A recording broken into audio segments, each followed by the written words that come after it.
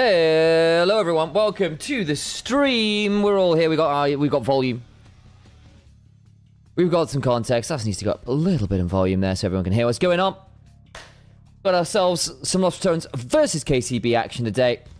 Hopefully we'll have the feed. Hopefully.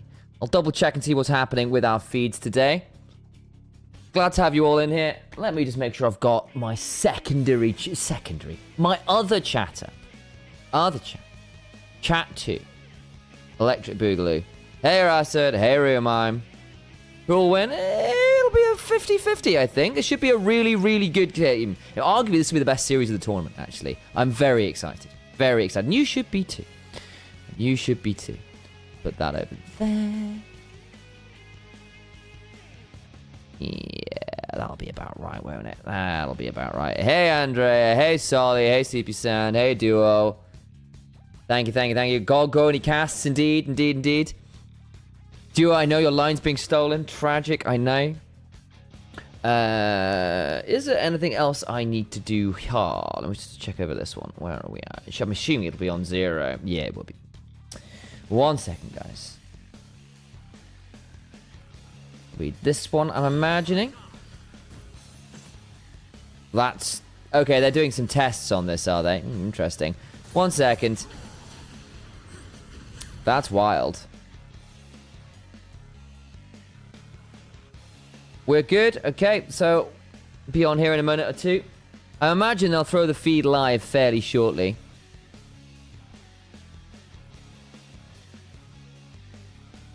And there it is. Beautiful timing.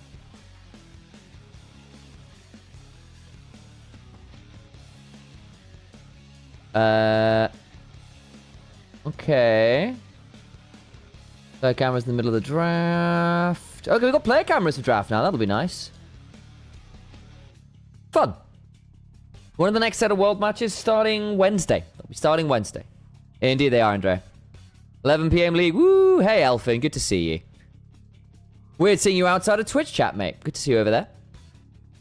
I would be streaming on YouTube as well, but for whatever reason, the feed didn't want to get sent. There was some issue connecting the account via my multi-streaming plugin, so don't know what happened, some API failures. So it'll just be my Twitch and Onivia's YouTube today. But glad to have you all in here, ready to go. On short order. Let's do... Yeah, go on. Let's have a bit of a breakdown of these teams. Let me pull up my stats for this, shall I? Also, let me get my... What's the timer? Yeah, I'll be fine. So, when are we due? We are still 10 minutes off by the looks of it.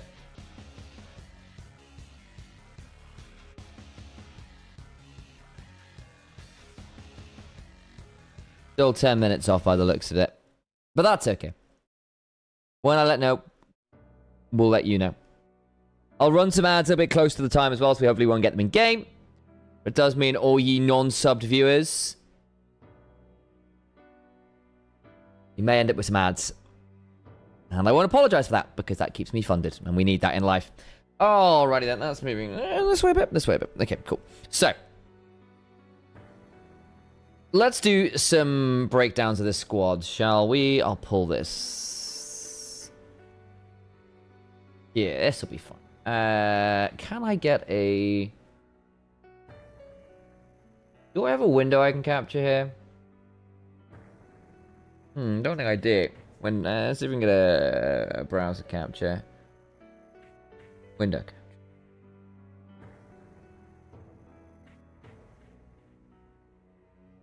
Do this one, I think. This'll do. Yeah, here we go. Whoa, that was big. Why are you suddenly so huge? Let's drop that down a bit, shall we? It's in a really weird color. I don't know why. Anyway. I'm going to look through some of the numbers here. So this is basically all of the... This, for the record, for all of you League of Legends stats enjoyers / wannabe commentators / analysts in general, GOL.GG is by far your best stats website. Go use it. It's a great option. Hey, Simi, good to see you. Why am I suddenly so huge, tee-hee? I mean, you stop it, Solly. You stop it. But let's have a look. So basically, we can have a look through here. Basically, this is all the players and useful stats and stuff as well, which is quite nice. It also does team stats in general. It's a great website. Highly recommend it. And I'm very curious about some top stats because so this is from the main event, so it's not playoffs for the record. So understandably, lost returns numbers will be less impressive in this stage, but I think that's possibly more indicative of their tournament on the whole. Anyway. Oh, yeah, we've got the new Pokemon game in Twitch chat as well, for those who've not enjoyed it. Sign up, it's good fun. I don't know, I can do it, actually. Let's see if it works. You can also choose the balls you use, so you can use Ultra Balls and stuff, depending. Pokemon Balls, specifically. LR winning it all again, it may well be. May well be.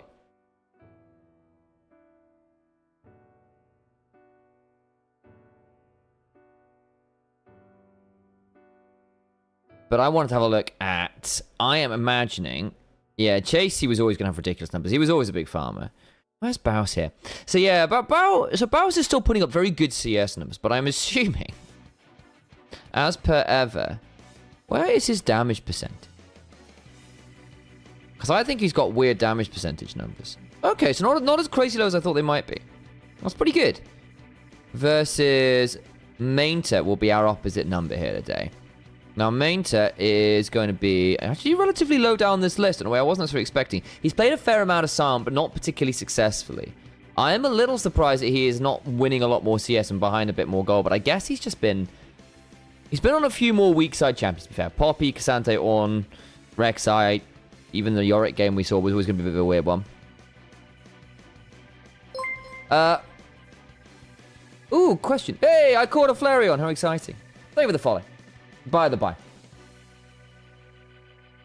Dundas Twomp. But we did actually have a question here while I'm looking through some numbers out of curiosity for some various bits. I have a real question. This is from Nivania in my Twitch chat. I have a real question for you. Like, actually, ever since 2015, Orianna has been a dead pick in regional first division league like LCK, LPL, the 2 LCS, later LEC. But when it comes to Worlds 2015 till today, 25, Ori is still a tier 1, even T0 pick. Why does every time Worlds come around, Ori value just skyrocket? So there's a couple things here. Probably 3. We'll start with the first one. She is still, at regional level, a very valuable pick. Very valuable pick. But the prerequisite is you have to be quite good at Orianna. Orianna is generally a champion where you have to be able to get value out of it. She is a lane bully, team fighting champion, with great scaling. Very few poor matchups. An AP source in mid. Synergizes well with pretty much any composition ever. Can play well with resource. Can play low efficiency. There's very little you can't do with that champion. Plus, she synergizes so well with so many compositions. See Nocturne, see Jarvan, see Rel, see hyper carry options. And she's a control mage, which is always very valuable from the mid. And as the second part of that is she just has a lot of really good matchups. For the record this year, for large portions of it, she has been a tier 1 pick. But part of that is actually... In fact, I'll tell you what, while we're on here, let's have a look. This is a really good thing. Let's have a look. We can have a look at this. Let's have a look at champions. So let's say LPL. That's probably a good option. LPL 2025 Grand Final. Champions. I bet if I go look at prior score here, we're going to see some pretty crazy numbers for Orianna. Interestingly, Kiana's very high here, but this is for LPL Grand Finals. Was Orianna not here? I thought she would be. Maybe I've been lying to you here. Yeah, Orianna's actually a bit lower down than I thought, because this is pre the Azir nerfs, and Azir was getting through a bit more regularly, so people were doing that one. That's fair.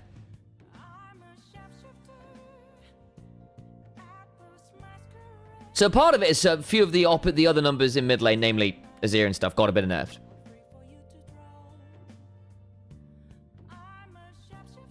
Can LR win? They can. Yeah. But I have a feeling KCB might to do it today. Yeah, that's also fair. So this part, that was a little less exciting than I thought it might be. So maybe I've just been lying to you. What patch was this on? It's not going to say, because part of it's patch stuff as well, because Azir and Annie got some nerfs hit to them over the course of things. And they were very high prior for a large portion of it. But to kind of begin this conversation again, you're right, the numbers are definitely increased. Part of it is things like the Azir, the Annie have taken some fairly heavy hits. The Talia and Galio are still around, but again, they're not as potent as they were. Talia was way higher up the prior list than she was, and Orianna's kind of remained largely untouched. 2, for a while, people were trying to do this the Roa Seraph's build without understanding how to play with the Roa Seraph's build, where you basically are a bruiser who wants to go through a lot more auto attacks, a lot more rotations, and actually play with your health bar a bit more. You're not going to get the same value of just playing for one ult as you would with a standard build. And as a result, people were kind of doing this Roa Seraph's build and just fumbling it really hard. And that looked really ugly. But people have begun to figure it out and lane bullied with it a lot more. And also side lane with it a lot better. So that's definitely helped. So part of it is champions that were good in mid lane have been nerfed a bit. And she just wins pretty much every mid lane matchup at the minute. So great matchups, other champions nerfed. 2, the players at Worlds are just better players. And Orianna scales very well with mastery. So if you're a good player of it, it's very strong. 3, there were some item build shenanigans which people just didn't know how to play with properly. Seraph's Ori build is pretty nasty, I agree. There's a reason why they're nerfing Roa. You could only do the Roa if you're confident your other lanes will dominate. To an extent, Entwu, but I also think you can take over the game on that build as the Ori too, but you then actually have to play quite aggressively with your health bar. And getting through a lot of rotations. Because you're still very lane dominant with that build. And you side lane a lot better. And then, so that's kind of an all-round about it. And then 3, and then the last one is she just works so well with a load of compositions, as we've been kind of seeing.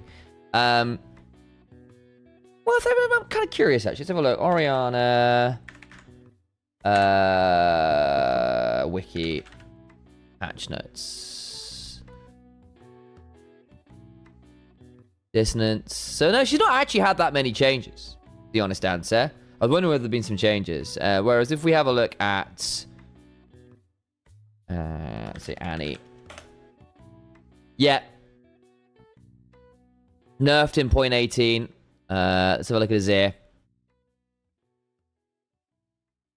Yeah, nerfed. Oh, we're into draft. Fabulous. In that case, but a moment.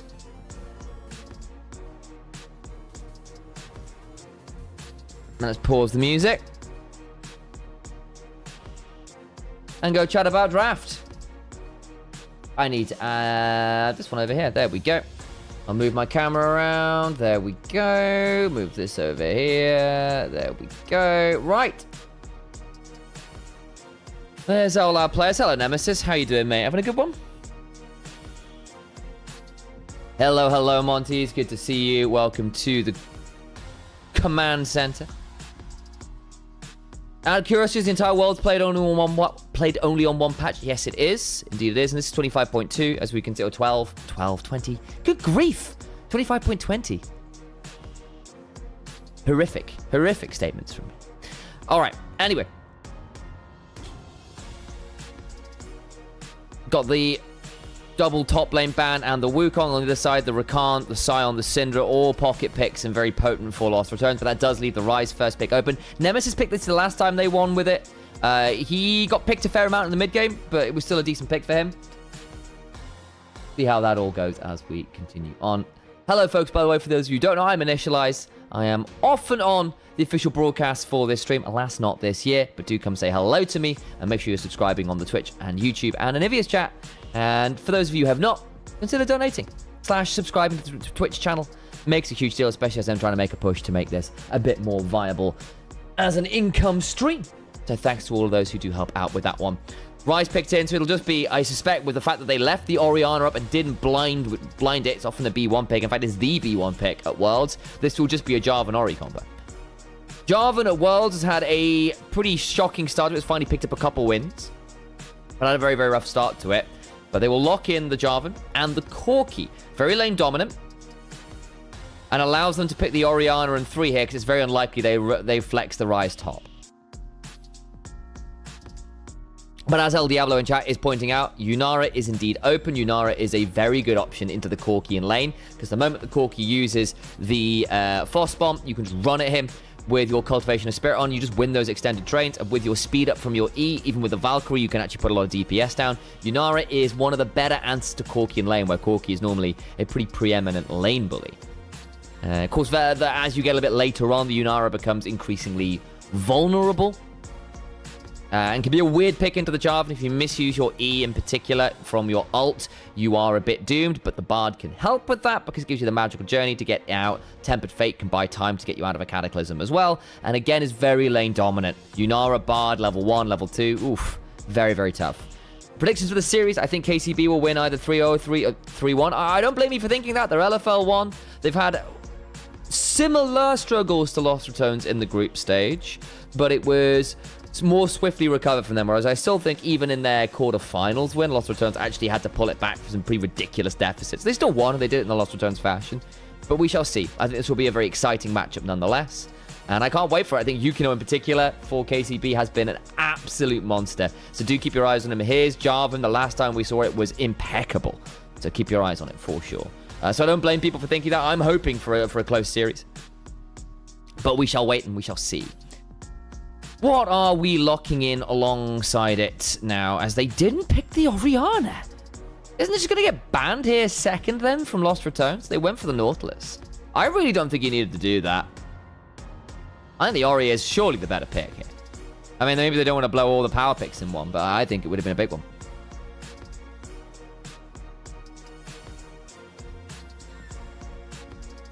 Cho'Gath ban against Baus.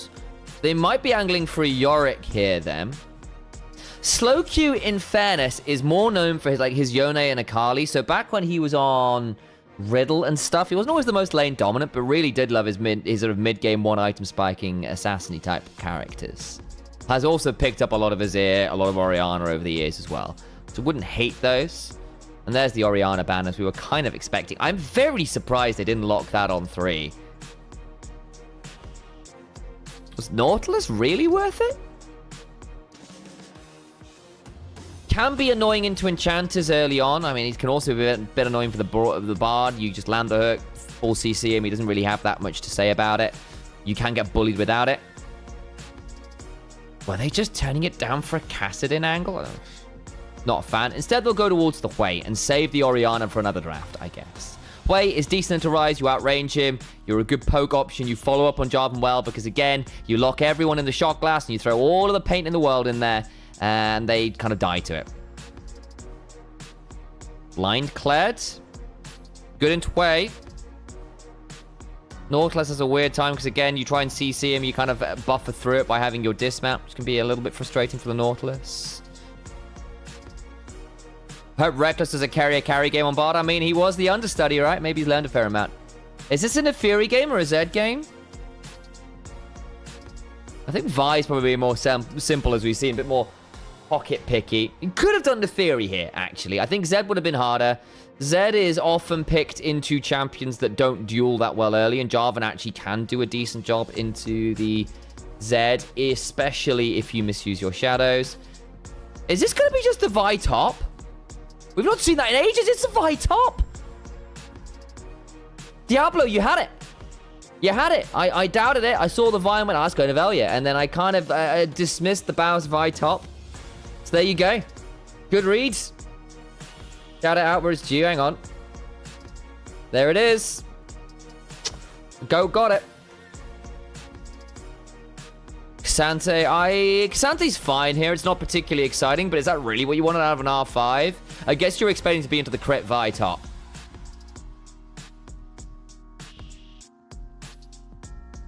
Okay, I was sure it was a Vi.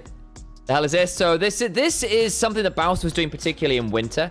He hasn't pulled it out in a long time, actually. But basically, the idea is you run crit Vi, and you punch someone in the face for one-shot potential. So you've seen all those kind of really memey Vi games where you get a lot of value from just going crit Vi.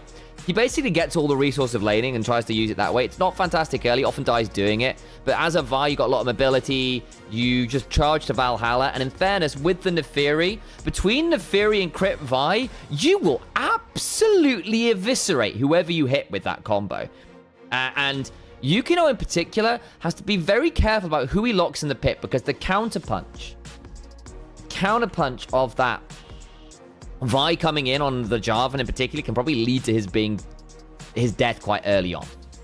It works blind. They did it as a flex with the expectation that it wouldn't be that. And they basically said, yeah, we don't think you have an answer. And they've gone K'Sante. And I think K'Sante in general just isn't finding the most success. Been hit with the nerf hammer quite a lot. He's not had a great win rate across multiple tournaments now. He's fine. But you don't really win lane super hard. And even if you do win lane, the art of converting that into team fight wins isn't as easy as it once was on K'Sante. You often end up dropping a lot more gold to split push than you once did.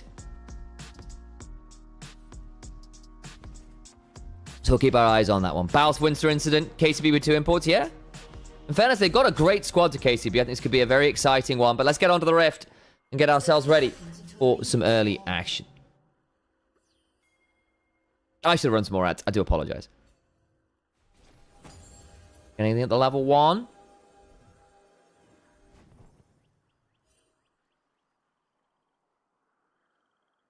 You misspelled me, Monty.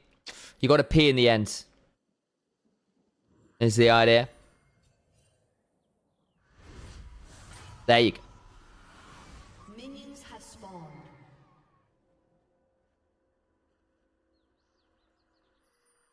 Piero is the LCK Challenger League due to went to UOL? I believe so, yes. Exa is the artist formerly known as Exakick, for those of you who followed LEC. Yukino came over from the NA Academy Leagues and was very good up there. Slowq has been in the ERL scenes for years and years and years and years. In fact, I think he might be an ERL resident at this point. I'm not quite sure. Mainter has been a long-term LFL top laner. Though I think he's originally from... where is Mainter from? I never do remember. Whoops, that's my file explorer. Wrong thing.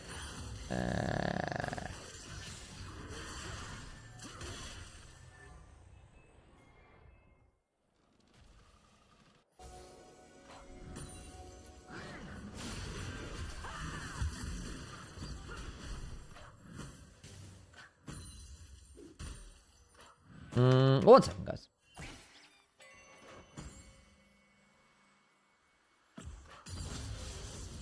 Oh, he's Ukrainian. Of course he is. So yeah, KCB have got a very stacked squad in their own way. And Yukino in particular has had a very, very good tournament. Very excited to see more from him. I'll move my camera up just a little bit. So we're... I'll budge. Which way do I need to budge? This way? This way. Okay. Block the cameras a little less. There we go. Well, that's fine. So... early on, expect the Yunara Bard to have shove bot side, but that's not really happened. And actually, as a result, the Neferi might end up being invaded. He's going to be very afraid of Piero. And I don't think Velia has the call of the pack yet. There'll be a flag and drag here. There's the Dragon Strike. Flag after. Red buff is likely going over to Yukino now. I think there was a bit of a weird invade happening as well. Because we can sort of see that there is that extra camp for Neferi, who went and made that play top side. And has already got that extra camp. So I'm pretty sure the Raptors were nabbed by Velia. That's partly why we're seeing Yukino over here. But he's actually quite low. Piero's not coming on up. And actually, Velia's trading that when he just loses it. He just loses it. Goes to the 1v1. Gives over first blood. And despite locking a Yunara Bard, somehow, someway, the Corki and the Nautilus have shove. Baus is down there anyway. So that'll be why the Vi's gone bot side with that Taeyun swap. Try to get priority to go for that Raptor invade. And as a result, lost shove bot side. Velia tries to contest regardless, partly because Yukino is also really low. It is a straight flip, to be fair. Doesn't win the smite fight. Level 3 versus level 2. Has the healing as well. Can now look for the dive bot side. Baus flashes away, buying some time. Reckless isn't there. He's gone top side. Piero survives. And a second kill comes across. That's 2-0 now from the Jarvan. And he's still got a quadrant to clear. I suspect we'll see the Neferi now roam on in and look to fight for at least the Raptor camp respawn. Though, I have no doubt that Jarvan's about to back for a full Brutalizer, by the way. So that might well be a Profane Hydra build on the Jarvan. He's going very, very high damage with this build, so looking to just pop people. And it is a relatively squishy comp, in fairness. And I think if he's afraid of getting blown up by the Vine Neferi Rise, kind of, you get picked by one bit of CC, you immediately die. May as well just go full damage, especially with the 2 early kills. If you're snowballing, this is the way you double down on it. And even if Yunara tries to dodge out of it, if you're hit by the Cataclysm damage, you'll eat a hell of a lot of damage on the way in. KC better draft. They have more tanks and CC options. Once they get the lead, they'll run with it. Could potentially. I think you underestimate Lost Returns' target access. Because there is a very real world where every team fight, main to get to do nothing as Vi and Neferi fly at one of Slowkey or X-Kick and immediately annihilate them before anything else happens. At which point you then start to be able to play out a fight with the man advantage. And then you're a bit shy on damage. Yukino getting an early lead helps on that front. But we've seen a lot of Jarvans get early leads, particularly at Worlds, which I know is a lot more hyper-competitive, and then fail to convert in a meaningful mid-game advantage that isn't recoverable. But yeah, nice aggro from Nor. I agree. Piero's playing really well here so far. He's been a bit hit and miss, Piero, this tournament, actually. Has overplayed his hand a few too many times for my liking. But so far, so good here. And especially considering they did this over things like the Orianna on 3 for that Nautilus.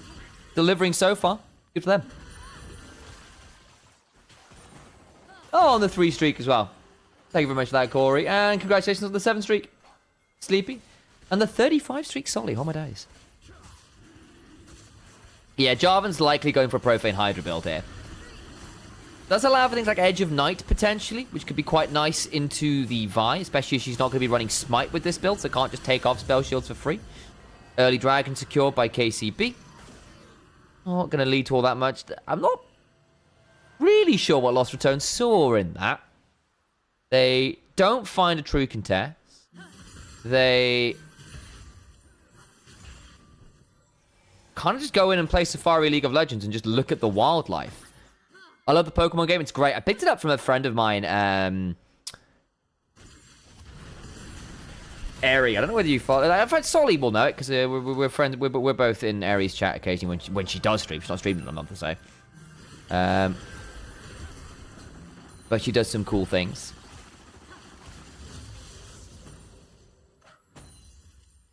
Mutual of mine and Fox drops.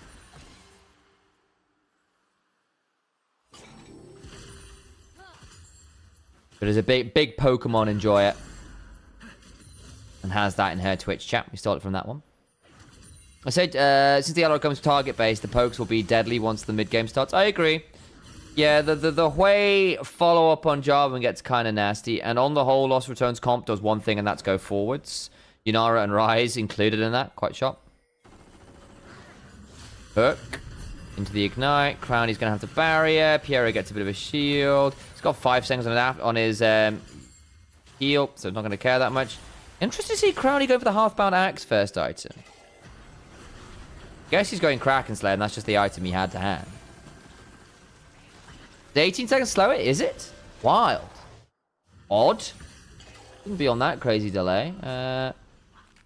Maybe there's maybe it's the latency thing. I'll double check it next time. Might be on me also. Yeah, true. If you try double speed, if you try 2 times speeding, it normally catches up a bit better.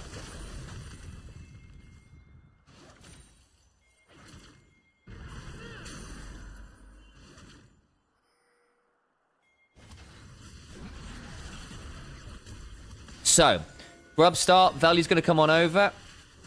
This could be a deciding one. I don't think you want this Value. There's too many members here from KCB. Leave it alone. Leave it alone. But it's a very good early game from Carmine Core Blue. This is explosive, even for this kind of early game. The 2 kills early and putting Velia behind as well has often been the glue that's holding Lost Returns together over these last few series, I think, as a very valuable target. Because I don't think Lost Returns do a fantastic job of protecting Velia. And he will contest things. So if he is being invaded, he'll take the flip, and when it goes wrong, it looks like he did around that red buff. I tuned in, LR better not start winning now. Ah, yes. One of our resident LR hate watchers. Nemesis flashes away. Spiraling Despair goes wide. Turnaround comes on through. Cataclysm, flash out. Traps a couple people in the pit. Failure taken low, but not down. Magical Journey kind of goes the wrong way. Oh, that's awkward, Lost Returns. Oh, dear. Baus comes on through, turns up, immediately gets feared by the Grim Visage. Severing Bolt has to flash away from the dredge line. They all went through the Magical Journey, and you could have just pressed the S key and turned around. That's incredible. That's incredible. I hope we get a replay on that, actually.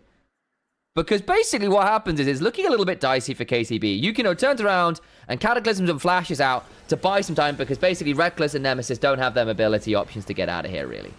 They jump on a Yukino and goes, right, Cataclysm Flash does a lot of damage to Nemesis and basically looks to go towards the lane. They try to Magical Journey to catch him, and he flags and drags straight over onto Value, who gets blasted instead. And that is the value of going for a damage build on the Jarvan. You do kind of one-shot people at this stage. Now has a full Profane Hydra, as we expected he might do. Very, very squishy. If you get to be the one going forwards, you get to be the one hitting the keys, this kind of Jarvan's really obnoxious because there's a lot of damage that people just don't get to say a lot about. However, if you miss, if you're the one who gets jumped on, you die in the blink of an eye. You have no tankiness, no sustain, no Sundered Sky healing. It is kill or be killed with a build like this. Hey, Asha, good to see you. Outside of Shah and Ella's chats as well. Good to see you in here. LR trying to imitate Fnatic. Please no. Oh, Bowsy's so dead. Yep. Nice pickup. Exa gets that one. This is looking very good for KCB right now. They had a lot of gold onto the Jarvan, and that's great when you're going this build, but at some point you need to start delivering that elsewhere on the map, and an early kill onto the Corki feels very good on that front. Crowny versus Exa, battle of the people with the worst renames. I mean, I will say Crown Shot was a cooler name, but I understand why Crowny, because it was kind of the nickname the community gave him, right? Courtesy of LS and crew. So I get why he's ended up where he's at. Exa, I don't know, maybe just a bit of a rename after leaving LEC. I can get that one too. I don't think it's the worst ever, but I grant you Exa Kick and Crown Shot were cooler names for my money. The fear will be so much to deal with, plus Cassante, plus Nautilus, plus the Council of Jarvan. Yeah, I mean, there is a real world now where basically Cassante and Nautilus set up for a Jarvan combo and whoever's in it dies. Because Lost Returns, especially with the way that this viable build, and obviously that's a Profane Hydra Neferi build as well. He's never tanky to begin with, but this is especially so. Pretty much everyone on Lost Returns is vulnerable to getting one-tapped, especially prior to Jarvan hitting 2 to 3 items. You know, once you get your Seraph and Roar online, you are bruisery, you are harder to take down. But until such a time as that, pretty much everyone dies until 2 items. Why are LR perma-inting games since, like, almost 1 year ago now? That is a relatively complex question. Oh, can't quite buffer through. Does it matter? No, it does not. But a lot of it stems from 2 things, really. And I know this is a conversation Cadral's had, a lot of analysts have had. This is nothing new. But obviously, Baus is most, you know, the one most, like, with the predilection for this to happen to most. Has these predilections. A lot of free kills are given up early. That's going to be, yeah, very easily done. But the Lost Ratomes don't really get the concept of weak side. They're a very greedy set of members in terms of resource acquisition. Nice from Piero. Good escape. And as a result, you will see Lost Returns give up a lot of free kills early. They won't respect the proactive moves that enemy teams will make, assuming that they will basically greed for that extra wave, and that will be worth it in the grand scheme. And on the whole, early on, Lost Returns aren't particularly fond of dropping personal resources to make plays with the team, to defend teammates. It's led to Velia being put into some difficult spots as well. It's led to Baus being put into difficult spots as well. And often, Lost Returns also just draft lanes that don't have a lot of priority and so just don't have as much agency in the early game. Thank you for the resub, by the way. Over a year now, 14 months. Thank you for looking after me, Zareth. Means a hell of a lot. Much love. You two at home can avoid adverts, yell at me in chat, and support a cool ERL personality such as myself by subscribing on Twitch. So part of it is early disrespect. Baus is most obvious with that. Though, in fairness, Baus often does it to a greater end, which is drawing a lot of attention. He often says, actually, the priority wave control tower damage I do is worth the death I give up. And that's fine. But that doesn't really excuse other members having it happen. It's happened a lot to Nemesis of late. Velia's often left at that point as well. Though that's often more of a team thing with how jungle's going. Though, in fairness, he didn't need to flip on that red buff. He chose that flip. It went poorly. Second note. Actually, not to put too fine a point on it, Reckless and Velia, with actually the solo lanes, are really bad at synchronizing in the early game, especially when it comes to defensive rotations. They are really bad at it. The synergy's not the best there early on. Thank you for the Prime sub. See, it works, guys. You gotta yell these out. You gotta call people for it. Appreciate. And that lack of tight defensive rotations, the lack of proactive rotations, and Nemesis does it better than some, to be fair, leads to some issues where actually early on, they give up more than they should because they aren't the most efficient at that. Because in trade, they play very aggressively for individual advantages and look to do it that way. And then they basically bank on the fact that mid-game, their macro knowledge as a squad in mid-game is so much better. Their macro knowledge early game is often more dubious. I'll never trust slow queue with the lead. You and me both, Harold. You and me both. I have seen slow queue across multiple ERLs fumble some important leads. However, he's in a decent spot here, but he doesn't have to be one with the lead right now. You've got a solid lead for Mainta, who is 50 CS up on the Vi. Yukino's gotten some early plays happening, and that's fantastic. And also, you're 20 CS up bot. This is very, very good. Part of it as well is often LR don't draft particularly well or play out early lane states well. I actually think Crowny and Reckless over this tournament have not actually been a particularly lane dominant 2v2 despite draft, and that's been really problematic. They've played team fights really well. Reckless in particular has had some very good team fights, but I have had concerns about the early game from them. I think Crowny and Veli have very different styles to win a game when comms are quite different. Teamworks will autopilot some plays. Agreed.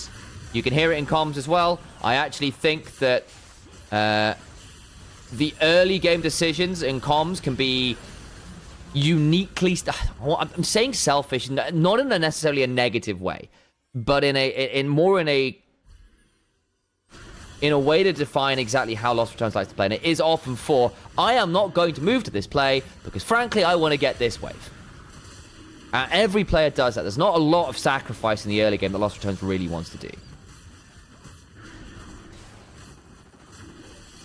Xander get as much of a lead, it can lead to be a one-man army. I think against a comp like this as well, it can be very, very dangerous because it sets up for a lot of people to do some serious problems. Oh, boy, Baus. Okay, needs to get out. He's got Eclipse. Interesting. So not the full crit build. We'll see whether he transitions it over to it afterwards. I can't remember what he used to build on the Vi, to be honest. I may well just be wrong. Any more for any more? On the sub train that's rolling right now. Choo-choo. And the thing is, what you then have to balance this out with is Lost Returns in the mid games are often very, very, very good. They are very, very good objective fighters. They punish teams exceptionally well on the exits from plays. When they're looking to like double down advantages they get, the moment they overstep, Lost Returns are fantastic at punishing them for it. That's Lethality J4Y. They're into an incredibly squishy comp. Also, Yukino off his first clear, I'm not even joking, started 2-0. And so went, okay, I wanna double down on the fact I got very, very ahead early. So he literally 2 kills in first clear. I actually don't think this build is that bad, Harold. I really don't. Not in this game. You've already got 2 frontliners. And in this game, there's a very real world where you go in as Jarvan and get blasted anyway because of, look at the comp. It's bloody burst Vi top. You will die. You will die. Thank you, by the way, Sleepy Sand, for the subscription. You keep the hype train going. All right.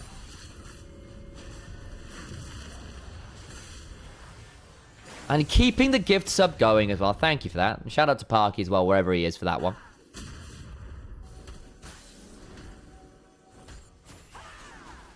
I got what you meant, Elticor. But because my worry with going a standard Stunted Sky build this game, Harold, is that you run into the real issue. Oh, thank you very much for the gift sub as well. Ray! People are really looking after us today. Thank you very much. We've got Adacon in a few minutes. We're at Soul Point, by the way, for KCB. I kind of haven't tracked that, but KCB on Soul Point is very, very, very good. You're down 6,000 gold at this point as well. This isn't... Lost Retones aren't stemming the bleeding. Normally what happens is people get an early lead and then it kind of stalls out. That hasn't happened, and they are going to have to fight this dragon. If this dragon fight goes poorly, especially because I think Atakan is spawning bot side as well, I mean, it will be lights out. Oh, boy. Great emotes, Big. Big D78. I mean, good grief. Flag and drag. Oh, no. Yeah, that's nasty. I think Yukino at this point either goes Edge of Night or GA. And just runs off that. Because basically what you've done with this Jarvan, you say, actually, I came out of my literally 3 camps, 2-0, having killed the enemy jungler. I want to double down. And that's what they've done. And in this game, you go in as the Jarvan, and you go as something Sky build, and you look at the enemy team, and you realize, oh shit, the moment I go in, I'm going to get CC'd by everyone and counter dive for obscene amounts of damage, main to just blasted him, and they've TP'd him bot side. This is going to be a tier 2. They could even think about going for the Atakan here.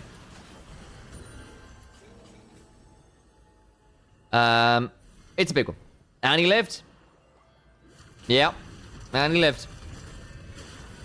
So I'm not as against this Jarvan build as I am in some drafts. Basically, because there's a very real world where you go in as a normal Jarvan and die anyway. At least this way, if you die, you sell your life for an obscene amount of damage. And you've got tanks in the way anyway. You're already ahead of the curve, so you can afford to get vision control. So you're not getting jumped as the squishy Jarvan build.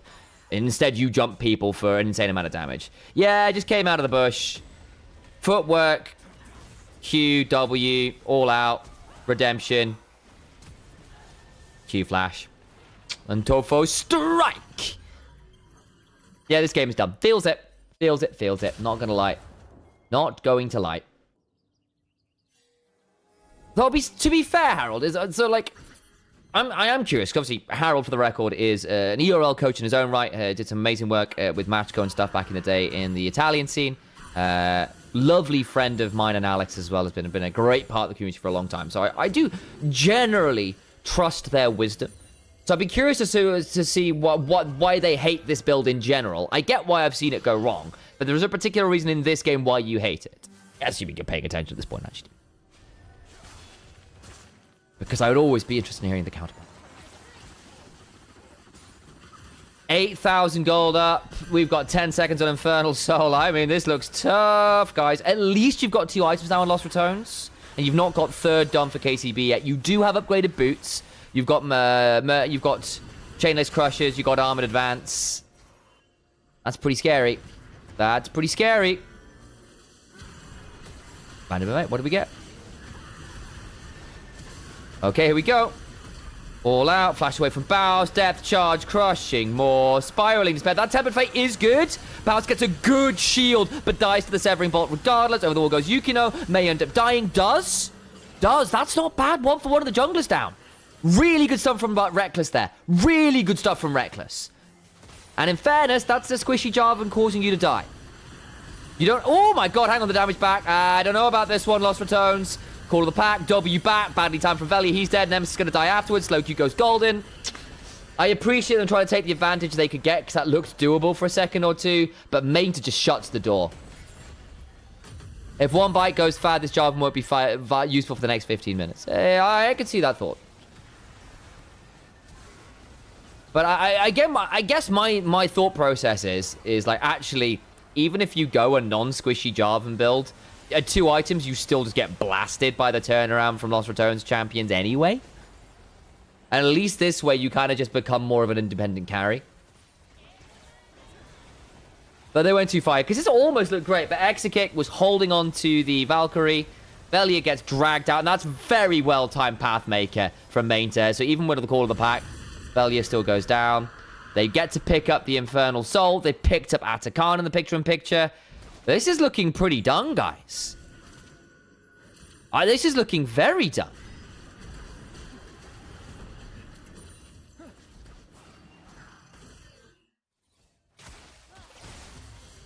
Zonya's second is very smart from Slow Q as well, because even if you do get onto him or lock him down, that buys a lot of time, and you've got damage from like everywhere else. You can afford to build a defensive item early, I think. Hey, we got ourselves a little hype chest. A frog ponder emote. Oh my god. That's exciting. Ponder the frog, chat. Ponder the frog.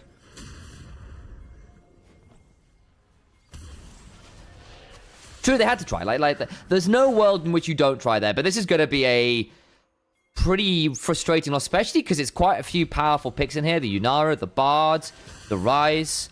Vi isn't low priority, Neferi isn't low priority, and they're both jungle picks being taken out of the world as well, alongside the Jarvan, so that's limiting the pool. That's a big one. Ah, the EWC stuff, that's fair. So, yeah, I mean, for the record, Elticor, it's worth noting, I was on the EWC broadcast last year, but I know, I also don't make any bones about the fact that I never stood against it on that front, so that's fair. Hey, so, you know, worth noting if that's a big break point, that is something I did do. And in fairness, it paid pretty much my entire wage last year. It was a lot of money. There you go. Scam from the frog, you didn't get it? Crazy. Anyway, what I will note is I see Tane on Bush and Elticor about to start an argument about this in chat. There are lots of other places you can have this argument, DMs and wherever else. Yeah. That's fair. So, like, I don't mind a little bit of discussion, but let's keep it civil, if you don't mind. And disagreements and having issues is not a problem.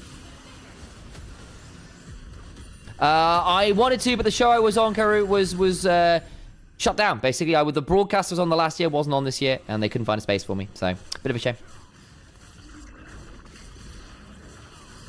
To be fair, okay, guys, probably what we'll do, we could, if you wanted a discussion on EWC, we can do that another stream. Probably not this one. I'd rather focus on the EMEA Master stuff here. We'll do this for now. That's the one. No, Tane, to be fair, completely get it. I'm just trying to cut things off at the pass before things get started. Before things get started. You got timed out because you're not subscribed, T-Bone. That's why. If you want to use all caps with me, you got to subscribe. That's the plan. Anyway, back to the game. It's a big international tournament that's funded very heavily by the Saudi investment fund, basically. Via an EFG, who are the guys who run most of the Counter-Strike tournaments as well. I think they also do FIFA. Or also owned by that investment fund. So there's a lot of Saudi money in it, and that is obviously problematic for a lot of people. Is the long and short of it. We'll leave that. It's probably as far as we'll go today. Anyway. Here's where we're at in the game. Part of the reason we're having these broader conversations, by the way, guys, is because, not to put too fine a point on it, this game is all but over. Infernal Soul, Atakan, massive, massive, massive gold lead. 3 items completed. LR are done. LR are done here. It's likely doomed. It's likely doomed. They would have to pull off a miracle comeback and probably a massive overstep from the likes of Yukino and Exa at the same time? And even then, I just don't know. Yeah, I think that it's over. Not a particularly auspicious start for Lost Returns. I guess from the score, it was fairly one-sided. It was indeed. Ha! Get subbed! That's the one. Counter-Strike. Not Counter-Strike. Cataclysm comes on down. Nexus falls. Carmine Core Blue absolutely mashed Lost Returns in game 1. Really, really good response to the level 1. Taeyeon swap didn't pan out. Yukino got fed. Took over the map. Lost Returns early game did not get to stabilize. The early kills that they often give up weren't pretty. Not particularly comfortable. Taeyeon swap either. It's a big one. If you sub, you can change the output and shadows. That's it. T-Bone, just drop the sub, man. Just drop it in. That's it. That's how you get away with it all. There we go, guys.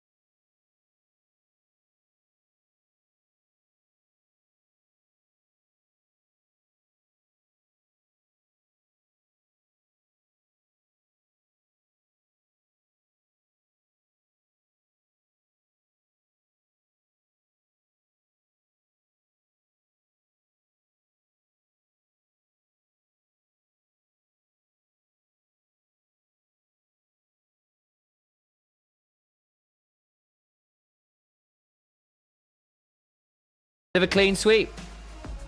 All right, let's run some ads and get ready for our second series. I'm going to make sure I'm topped up on caffeine for the next game. Come say hey, guys. If you've not already, please do follow on the Twitch channel. Please do subscribe on the Twitch channel. Makes a massive difference. Thank you all to those who are watching on Onivia's channel. We got some crazy numbers over there today as well. What did we peak out about that? Just over 1,200 viewers on Onivia's channel. That's pretty awesome, guys. Thank you for coming and say over there. Hey, over there. Much, much, much love. We'll do a cool one there. All right, I am going to... What am I going to do? Get caffeine. Good grief. My brain is not functional. I haven't even done worlds today. Should have been all right. Afternoon, SLR. My rock is Rabs Rock. Oh, JC is my rock. Oh, I should be able to read that better. Good for you, brother. There's a lot of additional letters in there. I now understand the reference. Coffee! I know, it's actually quite late over here, but I'm still going to do it regardless. And I'm going to stretch him while I'm at it. Thank you for it. Thank you for the follow as well. I appreciate that. It's not coming through my Twitch activity feed. Why is that? But Sazama? Happy Diwali, guys. Oh, yeah, to all who are celebrating. Happy Diwali. Big deal in the UK as well. We've got a really big Indian Pakistani population, expat population that obviously celebrates Diwali. There's some amazing festival for it in London as well. Some great food for any Londoners out there. If you head over to Coal Drop Yards, they often do cool Diwali festivals over there. They're really, really fun. Great emote, Alex. I love it. Great emote, Harold of the Nightmare Derp. Right, anyway, let's get some music rolling. And I shall go and get myself another coffee. Oh.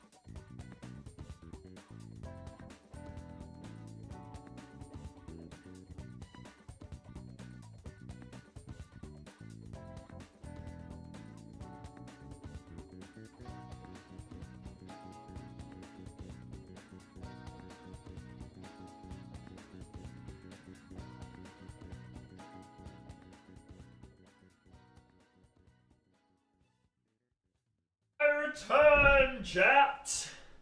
Actually, I decided against coffee. I went for water instead. Why is Persona 5 soundtrack playing? Because it's game music, you don't get copyright struck for it. So this is a way of like playing stuff without getting up with some copyright strike stuff. Plus, it's a really great soundtrack. Honest answer.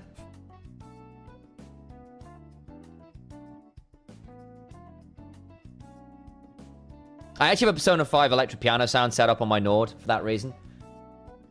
Actually, you need to get a stretch in as well. Actually, what I'm doing.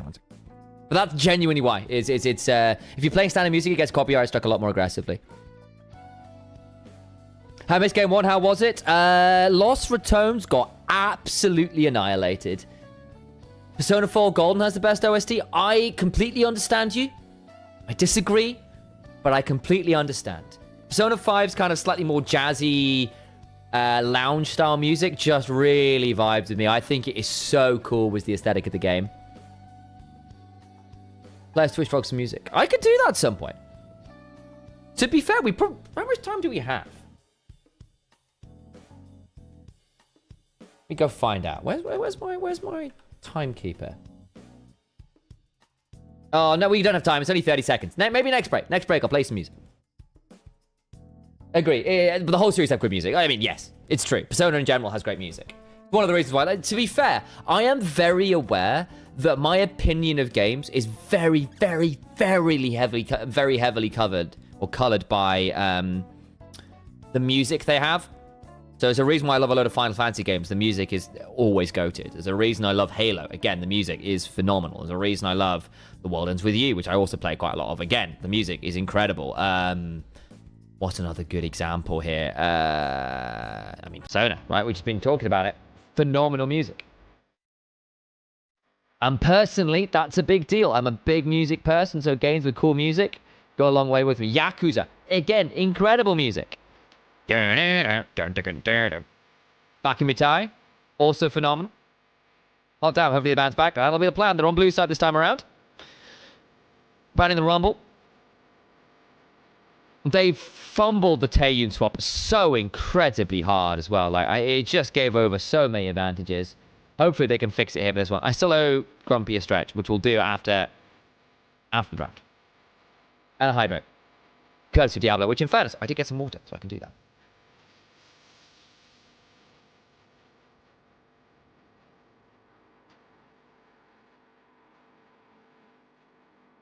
Oh, there you go. So basically everything in your life, JC. But thank you for the info. Appreciate that one. Yakuza music encoded is awesome. I love the Yakuza series. One of my favorite series of all time. It's wonderful. Anyway, understandable Wukong first pick with what's been banned out. The Jarvan's gone as well. I think Wukong in general is just very blindable. Orianna is still up and not banned. Banning Kiana away from Yukino. Is this just not an Orianna slam? What's with the lack of Orianna priority? Unless Nemesis has something he wants to play into the Orianna. They're going to Kai'Sa Nico instead then, or Kai'Sa Pantheon. So, the reason they are doing this is it's double global. Pantheon jumps in, Kai'Sa can follow. If you don't lock Talia here, you can then Talia as Slowq, and Slowq is a very big Talia enjoyer. In fact, I wonder.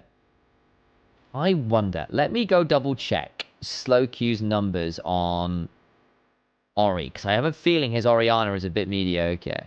But I might be wrong. Yeah, he's played one Orianna game and won with it very heavily, to be fair.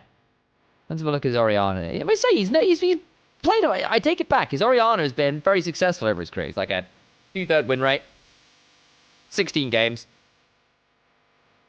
But Talia has often been his specialty for my money. It might even be one of his higher win rate champions. In fact, it is.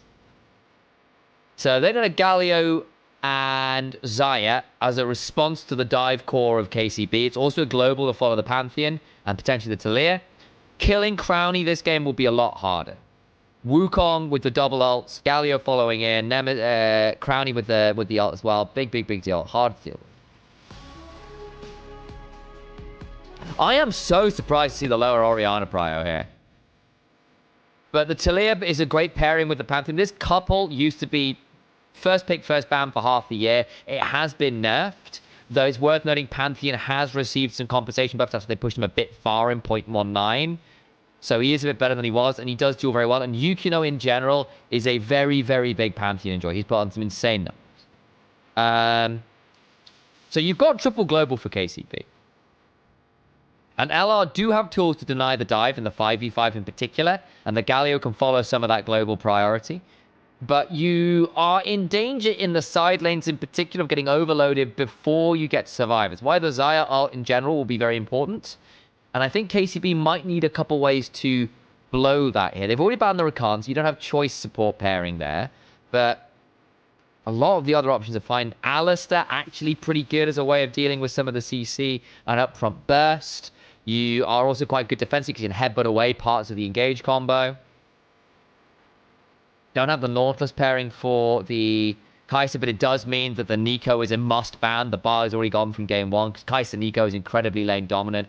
And it actually allows Kai'Sa to get through the early game where she's weakest.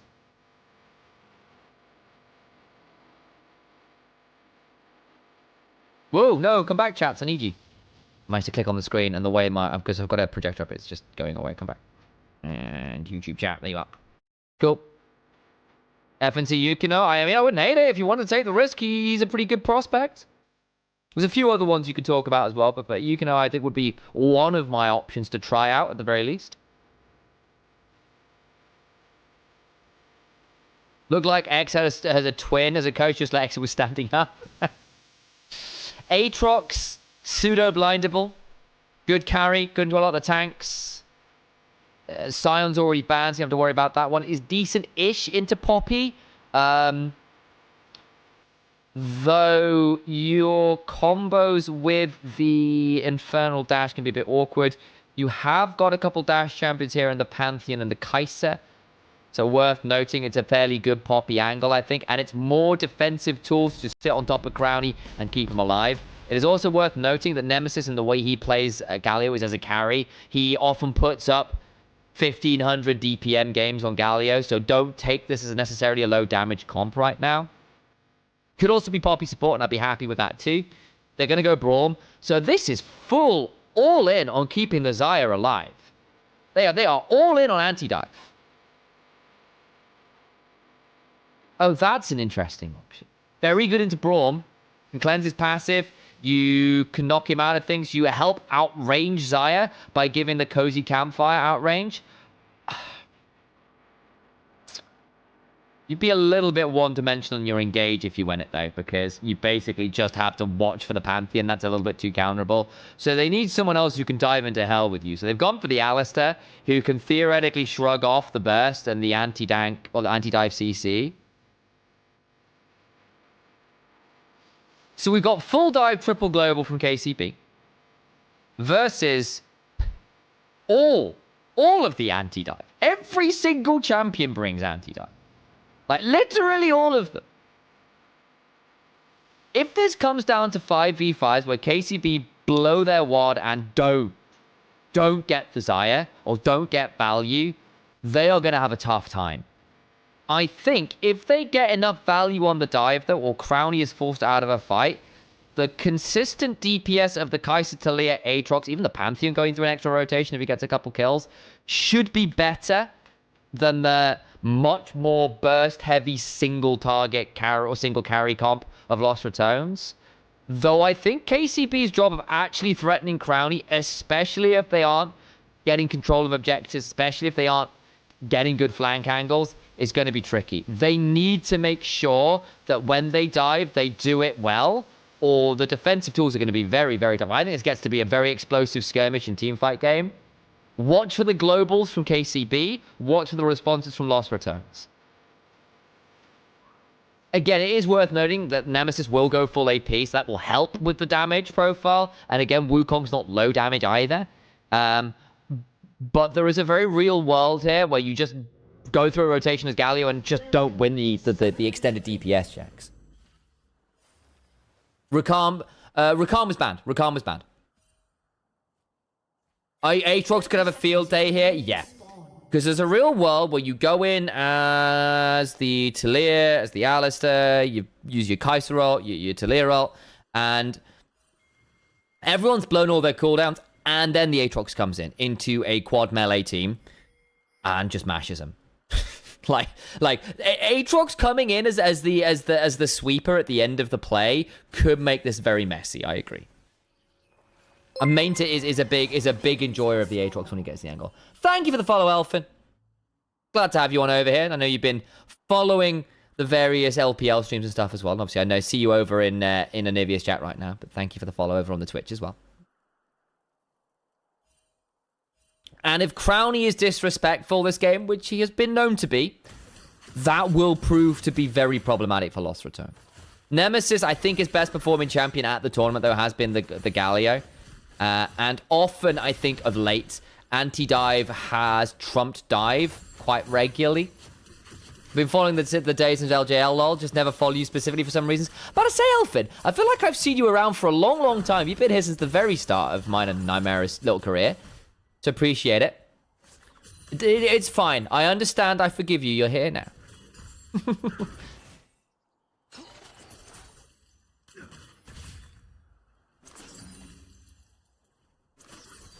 Nessie. Greetings, Nessie. Congrats on the 7th streak, by the way. Dickerish. I love just saying that. I have to say that name out loud. It's great. Is mid lane in the game with us? If yes, Crowny will be caught off position with Flash. No. Yeah. Did I actually run? No, I didn't. I do some stretching. That's true. How did the drafting look? Very aggressive dive and picks of the Pantheon early on. The Lost Returns just went full anti-dive into. Let's get those stretches in. Oh, we'll do some Final Fantasy squats. That'll do.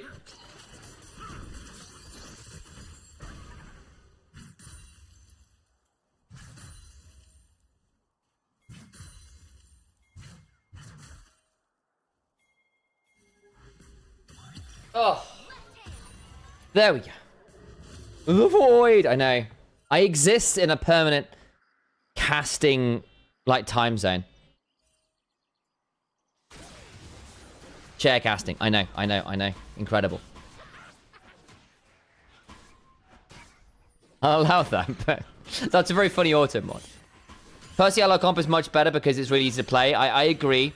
Though the early lane prio here of Talia into the Galio, though I am very surprised the bot side is this shoved in, because normally I would expect the Xayah Braun to be a bit more threatening into the Alistar early, especially because Alistar's level 1 is so atrocious. But basically, you've got prio in 3 lanes, 2 of which I understand, 1 of which I don't. Although, arguably, he's trying to play defensively. It's going to give Yukino a lot of free reign, and I think people underestimate how valuable early priority is, especially for a jungler like Yukino. Because, again, last game was decided effectively off a very aggressive re-invade from Yukino, punishing the, or counter-invade from Yukino after the Raptor steal came on through. Can mods get auto-modded? I actually don't know. Possibly. Sam the Voidwalker, I know. Crowny's not having fun. Flash stun, first blood.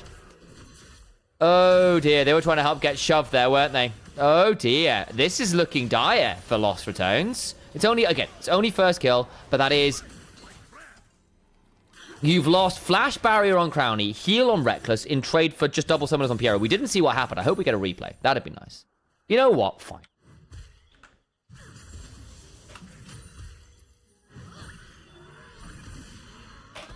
You're welcome. Welcome, Corey. Now you have to look after everyone. 4 minutes in, Lost Returns already down 1k gold? Yeah. Where is the next Pokemon? Who knows? That's the point about it. It happened. Here you go. And Crowny cooked. Yeah, it's not looking great for that one. Oh no, Sam, I know. You could say some very heinous. I will unmod you if you go too far, Corey. What happened with the skull there? Who knows? Mod check. Yeah, I know. Now you got to behave, dear Krish. You know what? I'm a cast. Go for it. I'm back. Welcome back. It's nice to see Pro League still play during the Worlds break. Yeah, it's true. It's good timing, actually. They might do this one. Piero balling. Oh, yeah. Did he just headbutt Pulvit? With the trample autos? Oh, very good. Headbutt saves the pulverize. That's a tilter, actually. That's a serious tilter. Because Wukong wanted the double scuttle there and doesn't. Ban me, I dare you. Don't test mods. Yeah. Just yoinked it. He did. Who has the better draft? I think Lost Returns have got some very good answers into KCB, but I don't think it's as simple as that, because the priority from KCB early on has already proven problematic. And there is a real world where, for all you might save the Xayah with your anti-dive comp, if you burn too many cooldowns and don't get enough on the defense, there's a real world where people like the Aatrox can clean up, because there's actually still quite a lot of people who can carry in an extended fight. Fight over the dragon. Value steps on forward, clones away. Yukino can look to come on forward. He's got control of the banana bush. Weaver's wall. That should just be a smite fight, and it's won by Yukino. Value has to flash out. In comes Nemesis with the ult. Oh no! Oh no! This is awful for Lost Returns. Gets a taunt. Won't matter. Can interfere anyone else? Slowkey might flash here. Slowkey's gonna flash. There you go. Seismic shove. Gets it onto Velia. Oh, very nice. And the double pulverize afterwards. Headbutt back on Crowny. Oh, good God.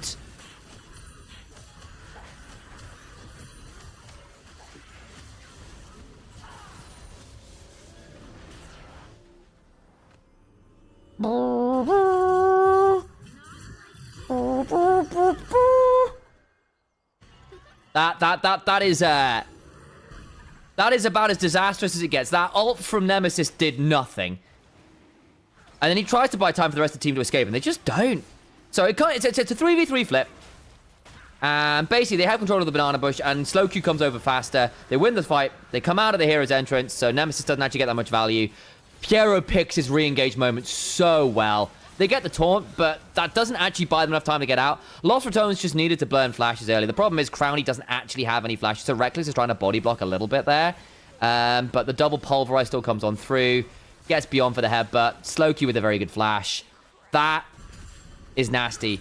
Tane on burst, I'm not going to lie. Nemesis' Galio has been very good this tournament, so I wouldn't say that personally. But that is now a, 50, nearly 20 CS lead bot. 3-kill lead mid. Yukino's involved with a hell of a lot. He's up as well. They're going to get grubbed. They've got the early dragon. Yeesh. Okay, don't get me wrong. Lost Returns are known for having some bad early games, but we've already seen that KCB are a good enough team that if they are given the early lead, aren't as easy to give back on that one.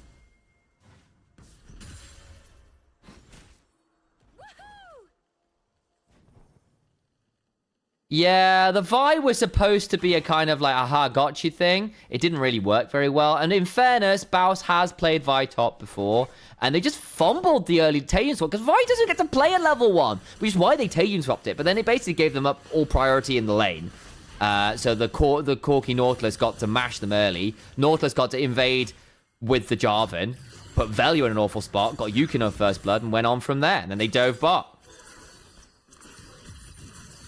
And unfortunately, lane priority's been a problem in game 2 as well. And I think Lost Returns have kind of gotten used to being able to sack an early game and come back in mid. And I just don't know whether you can do that into Yukino.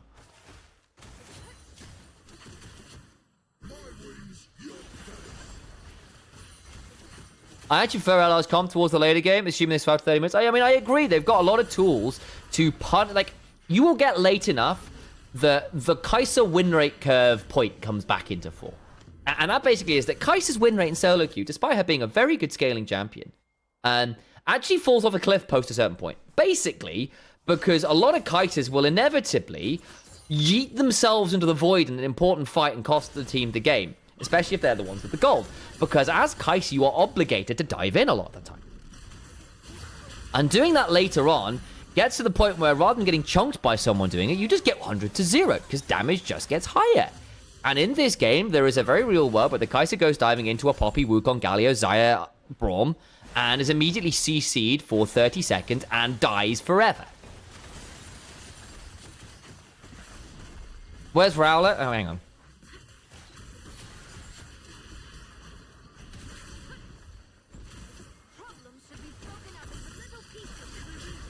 This is my Rowlet from the Pokemon Center in Yokohama. When I lived in Yokohama, it was my pillow for many years when I had no pillow. It's great. Love him. Love him. Very squishy. Sergio, okay. I have no problem with some disagreements and some disappointments. But let's try and keep personal insults out. And if I see any more personal attacks, I will just ban you, yeah?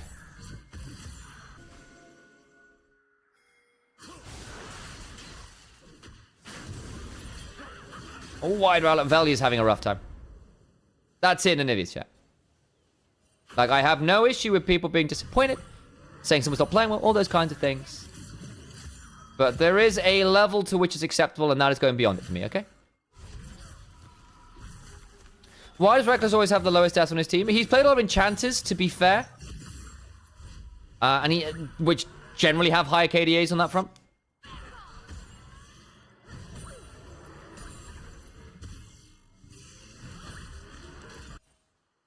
Are LR always as bad? No. No, they're not. They had a rough start to the tournament, and they are known for giving away some fairly significant early leads, but KCB are also a very good team. They are a very good team. They're one of the tournament favorites for a reason. And LR, one of their weakest points is their early games. And KCB, particularly with Yukino, are very good in the early game. They have been known to overplay their hands, and it's caused them some issues, but when it works, it looks very, very good. Did you do the poker daily on Discord? I don't know if I did. Need to get this one. Reckless played for T1 Academy, you did as well. But I thought he was baby no money. I get that a lot. I get that a lot. I'm baby no caster. Baby, no Euros. It's basically, if you check in the... I've basically got a little plugin that allows people to play Pokemon. It's quite fun. It's just a little game. You don't have to engage with it, but it's a little game that people play, and you can kind of do it across multiple chats. You get to keep the Pokemon. There's a little widget in the Twitch box underneath. You can look at it if you want. You can buy Pokeballs and fight people. Pokeball and stuff. It's fun. Have I played Hades 2? I've got it downloaded. I've yet to play it. I've just not had time. I think with world schedule in particular and co-streaming that, it's been a lot. Anyway, quick check-in on the game state. Oh, Nemesis. He's going to be just about okay, but he's going to have to flash. Oh, boy. That is going to cost an invade at the very least. I think that's going to force Velia out of his jungle. Hang on. Look at Yukino. He's just jumped on Velia. He's had to back out. That's going to cost him his blue buff. And Velia is the one who's suffering the most from this because he's the one who's being forced off his camps. And the Wukong, who is going to be trapped behind, is going to have a very tough time this game.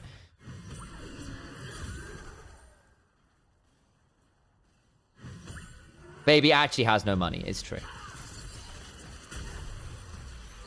I think it's a little harsh to call Reckless a KDA player. I think that's not entirely fair. I think he is definitely more on the conservative end. And sometimes I wish he was a bit more aggressive, but to call him a full KDA player, I think is a little. It's like it's dismissive of his talents, which I think is very unreasonable. KCB stomping, they have been so far. Is it worth going to a Pokemon Center? If you are a Pokemon fan, I think they're really cool. They often do some really cool events. Oh, Piero! Oh, very nice.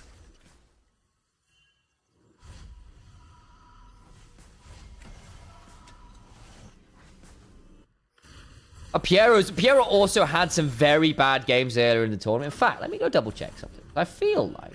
One second.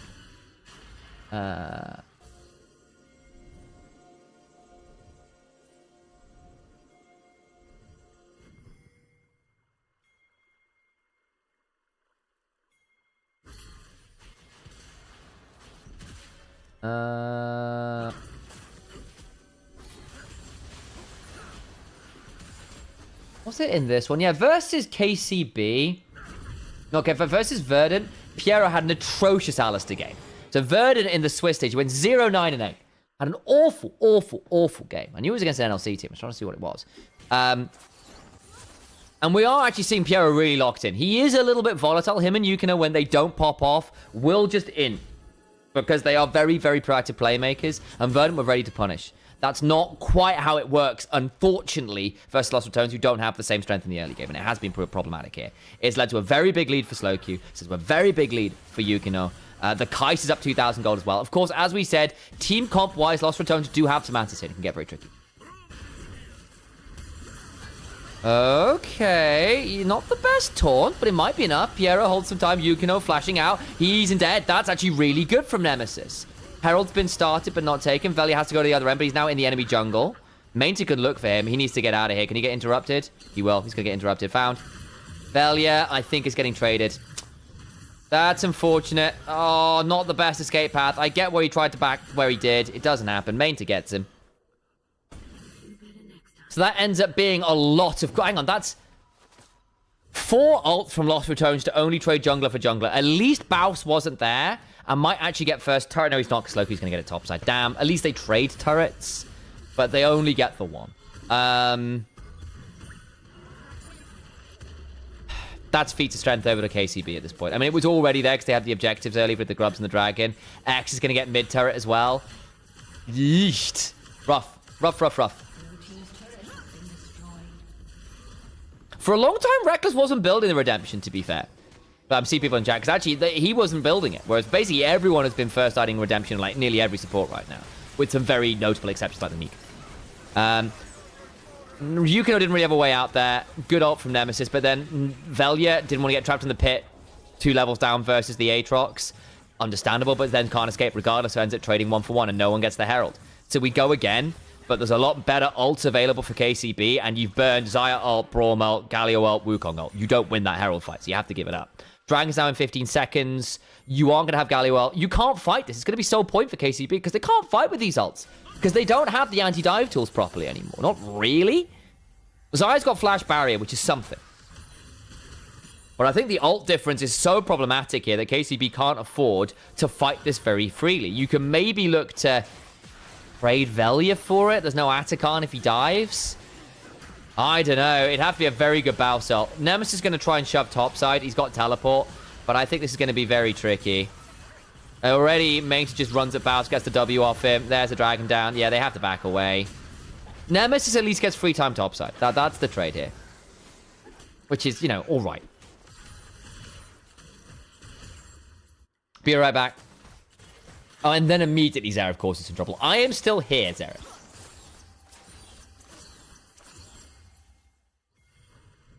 At least the gold bleed is held off a bit. Yeah, true. But you are still down Herald and the Dragon from that. So you still lose the 2 objectives by going 1 for 1. And you don't get the top turret either. You only get half the wave. I think this game is looking very tricky. You are going to have to fight the next Dragon. And, I mean, Lost Runs haven't been able to cross-map at all. Like, at all. They've lost everything. Misses the Keeper's Verdict. Okay, doesn't actually lead to all that much in fairness. Redemption will heal Baus. It's looking dire for Lost Runs, I agree. Atakan's going to be decisive. Well, basically, Atakan is going to be spawning at a very similar time zone to the Soul. So there's a very real world, but what happens is people start setting up around Atakan at about 21-ish minutes, and then whoever wins the Atakan also gets the Dragon. And if KCB do that, there's no way back for Lost Return.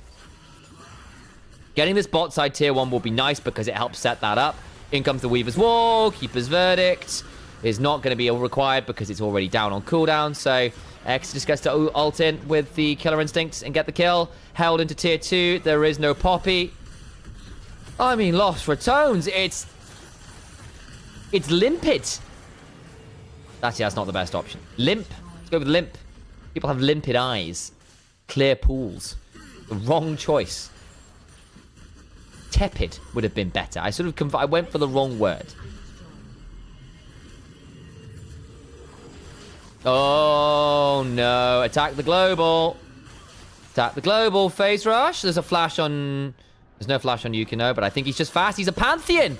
He's a Pantheon. He's so quick. Could get taunted here. Seismic Shove is dodged away from. Braum is here. Out comes the heal. But Atakan has spawned topside and Nemesis has to reset.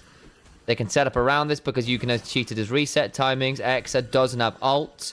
Actually, at this point, there is a window where Lost Returns have slightly more ults to work with. Could be a big deal. Piero needs to be a bit wary of overstepping here into the bush. Won't. All right, this might be the way you come back. There is an Intercarn angle, guys. I think as KCB, you want to wait for some cooldowns. Don't play this right now. Just get some wards down, take control, or at least contest topside vision and be happy enough with it.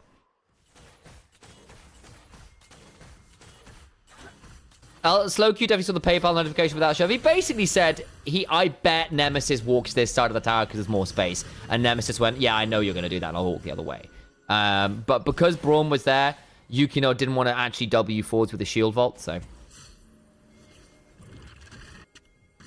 The globals and pressure is way too effective. This is what happens with globals when you get to effectively attack side lanes with lane priority and vision control.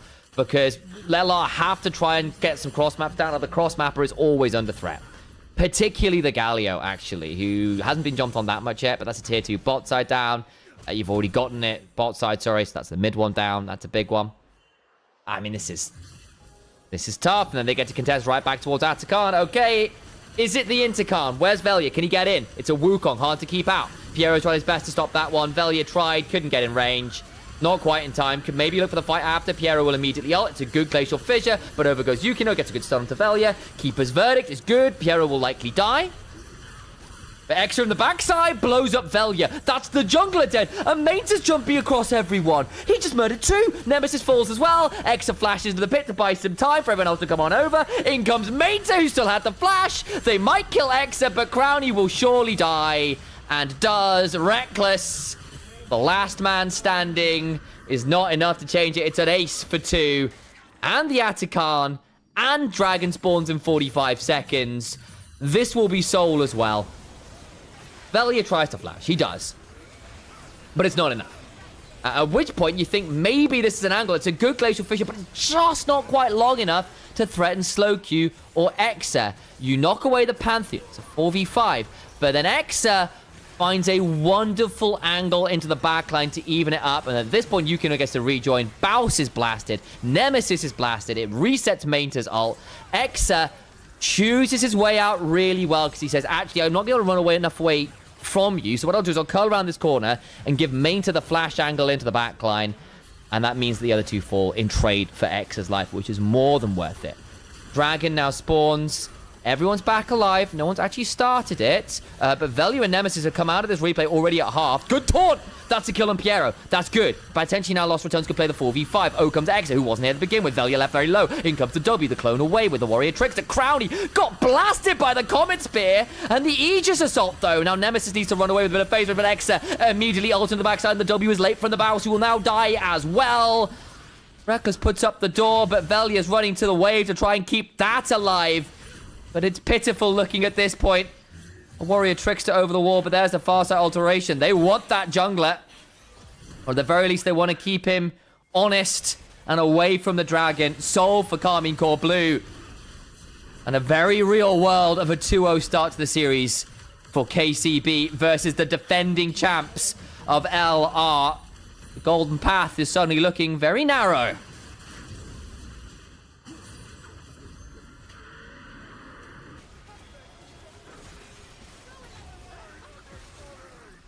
This is disappointing, to be honest. It is a little. It is a little.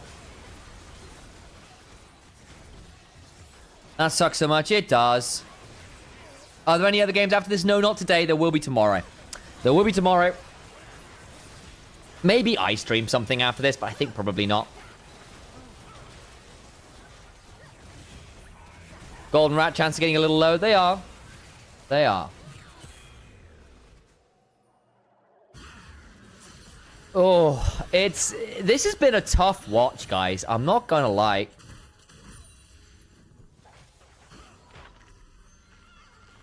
Slow Q.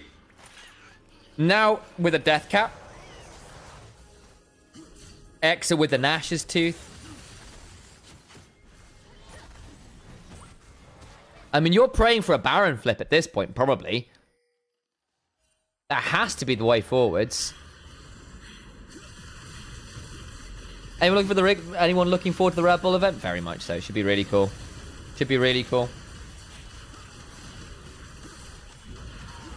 You sound like Vedius. We have very similar accents.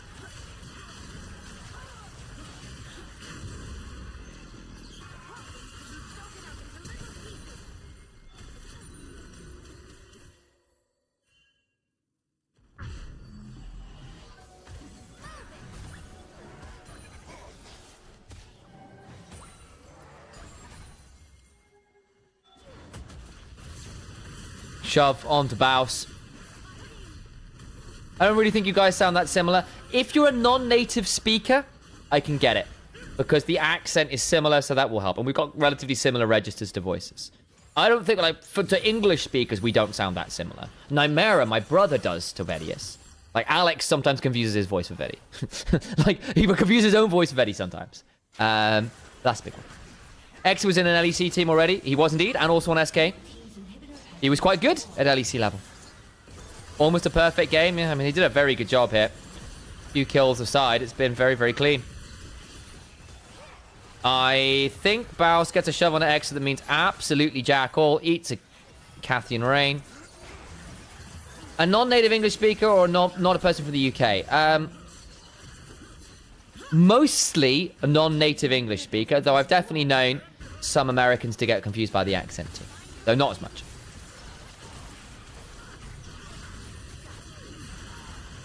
Over we go. Damage comes on down. But yeah, put it this way. My mum sometimes confuses Vedi and Nymera, which is very funny.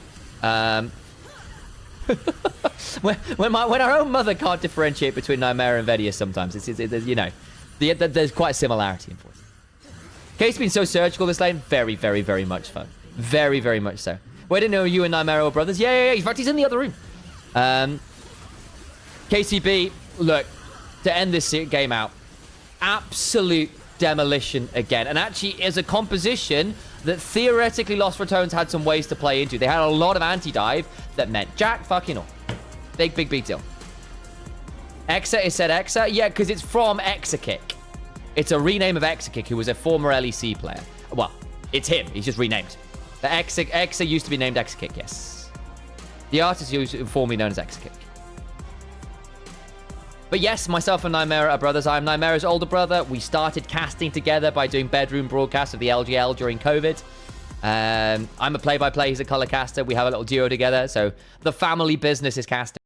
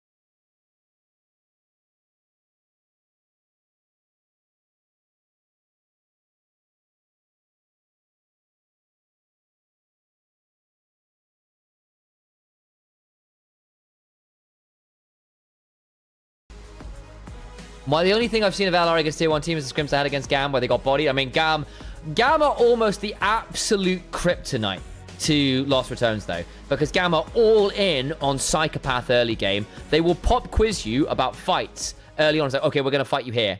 What are you going to do about it? Okay, we're going to fight you here. We're all in about it.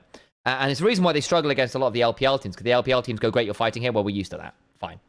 But we're going to get more value out of the fights than you are. Okay, we won this fight and we get this objective, whereas the efficiency of fights and skirmishes early isn't that high for GAM sometimes, in favor of just keeping the pedal to the floor. GAM's actually one of the weaker early teams in LCP, you reckon?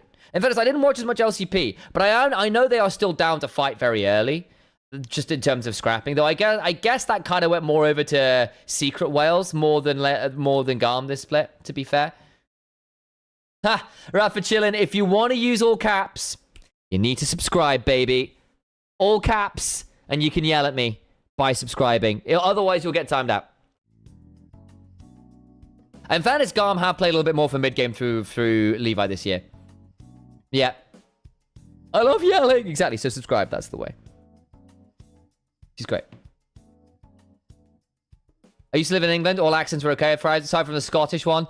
There's some very... The other thing is with Scottish accents is it often comes with a lot of, like, idioms and metaphors that are uniquely Scottish. And if you don't get them, you just won't understand. It's also like they also just like shorten vowels a lot more. And like Scotland's also got a lot of very different accents. So if you're going for a Highland brogue, it's actually very easy to understand. It's not too hard. And again, my Scots accent is a little bit generic. I don't have all the phrasing, but it's kind of there, and that's okay. You kind of go for Edinburgh instead of the left side of your mouth, apparently. So if you're going to get out of this side of your mouth, go a bit further north and it's all the back of your mouth. And Glasgow is just harder again. And it's all different accents. And I won't pretend to be an expert on them, but that's kind of a rough idea from someone who's not the best at it. Good with food, for example, is good with food. Murdered sleep, where you kind of tap the R. Leave my Scottish accent alone. I forgive me. I didn't know. You can.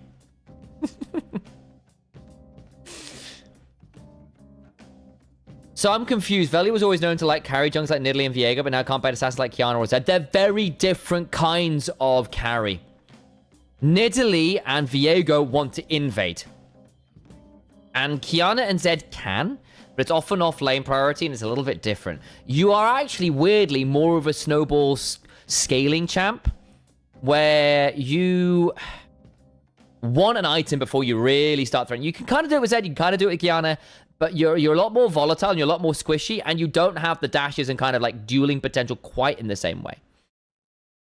Either, yeah. Listening to your stream, I felt my tram transported down a shady alley somewhere downtown land, and I fear my life that I might get stabbed. Fun fact, actually, you are still on average far more likely to get stabbed in the States than you are in London. Ironically, there are higher stabbing rates in pretty much every major city in the US compared to the UK anyway. Per capita too, so not even just because of the numbers of people. It's just like percentage of like crime is still that way too. It's crazy. So for all of the Americans yell at us for getting stabbed, it's like actually you're still more likely to get stabbed in the States. So what are you gonna do then? Anyway, I need to actually go double check with my brother how things are going, and I'll be right back. How long have we got? Ooh, 4 minutes until draft, guys. 4 minutes. If I see David Tennant or James McAvoy speak, that's my... Oh, no way! David Tennant's got a wonderful accent. My issue with, like, my Scots accent's okay. But the thing is, I run into particular words which I just don't know how a Scots person pronounces it, and I run into vowel issues. Or I run into, like, phrasing issues where I don't know what is the... like the Scottish idiom so well.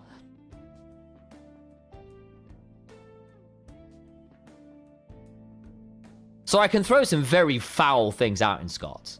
But it's not quite the same. I used to look a lot more like David Tennant as well when I was shaved. When I had different glasses and shaved a bit more. But there you go.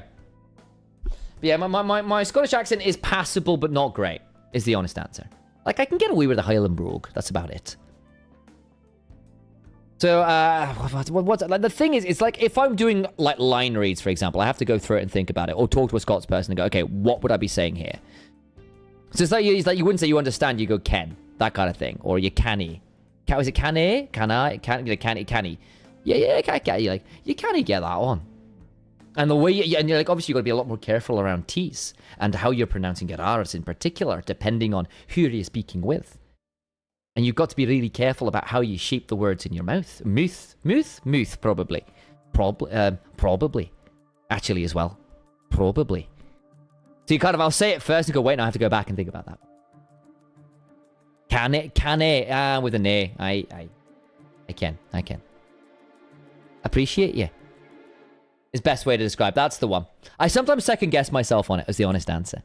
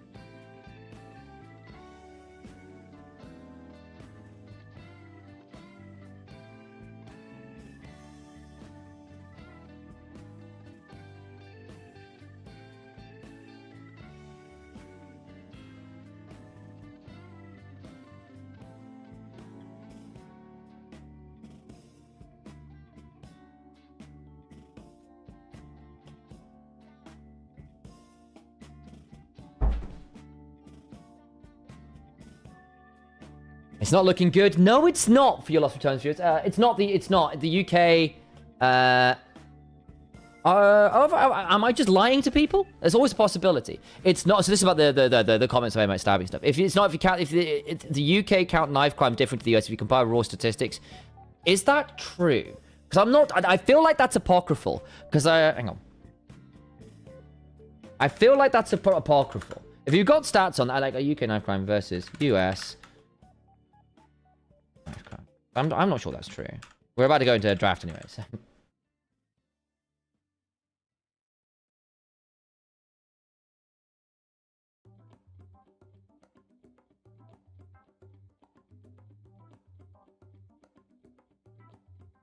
Mm-hmm.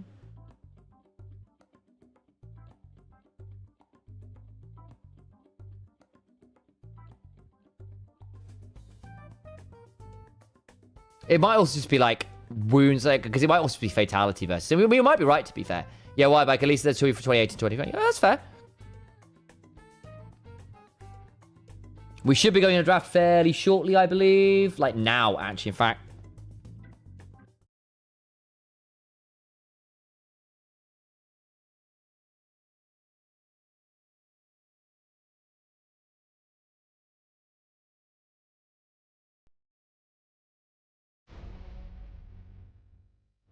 Hmm.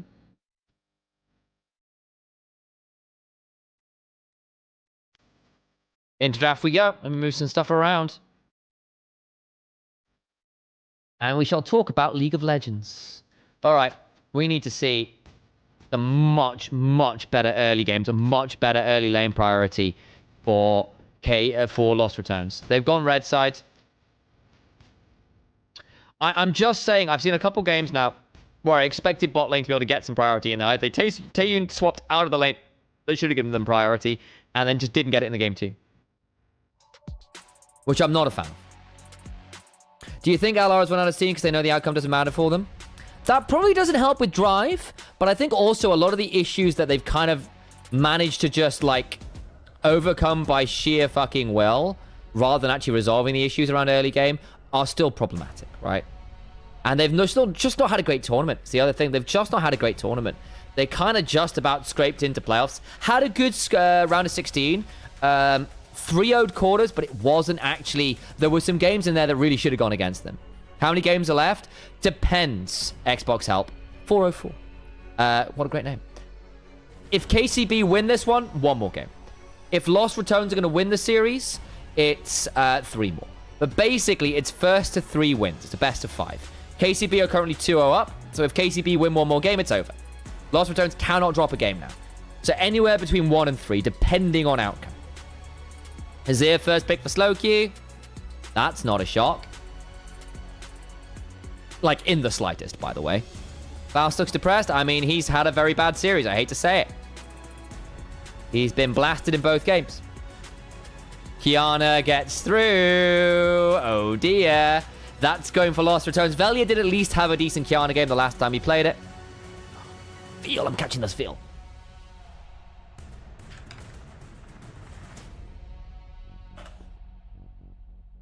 Unicorns in LEC is going to be fun. It's been a while. It's been a while. It would be great to have them back briefly. Ari for Nemesis. Very different, but it's a good pick option with the... It's really good with Kiana. You've already lost the Rise, which is your other best setup, but I think Annie, with all the nerfs, just isn't worth it. Ari does just fine. The response will be the Zed, which can match the early kind of...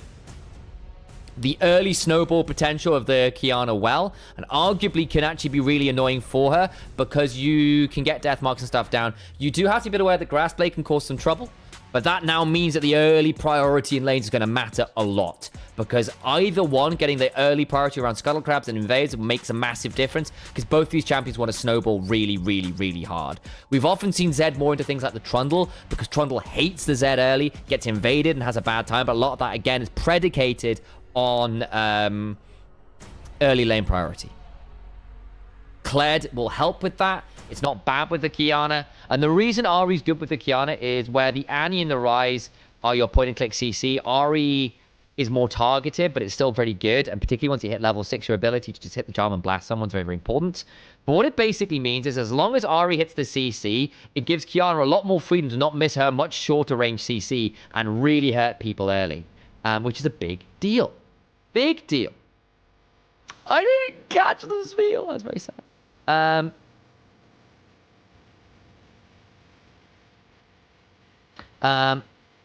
That's tragic.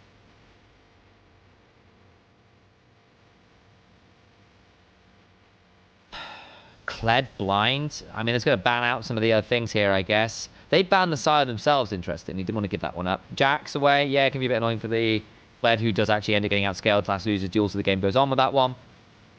We are a few games deep here as well, so the pool is getting thinner there. What else do you ban away from main to hit? Do you ban against main to again? Possibly, actually. Especially if you are going to blind declared. You probably have to.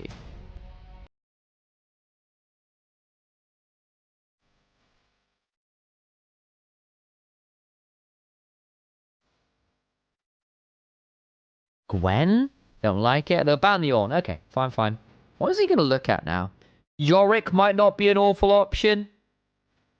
The Cage can be quite good. Renata. It's not bad into Rel. Bailout can also really screw with Zed.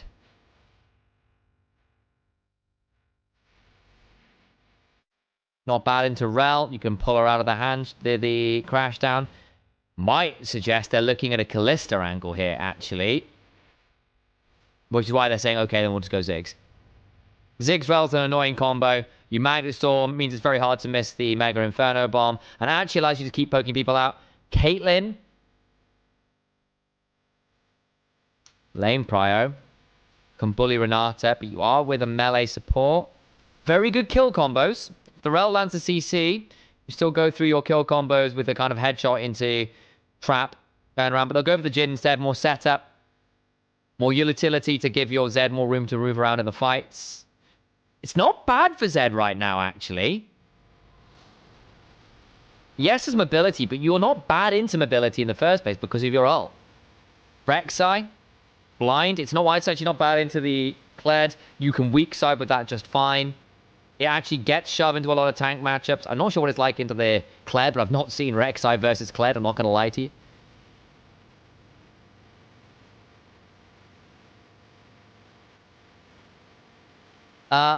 Monty's, or Corey, if you go down to the widget inside, so if you're on Twitch's homepage, if you go down to the widget, you can get stuff there.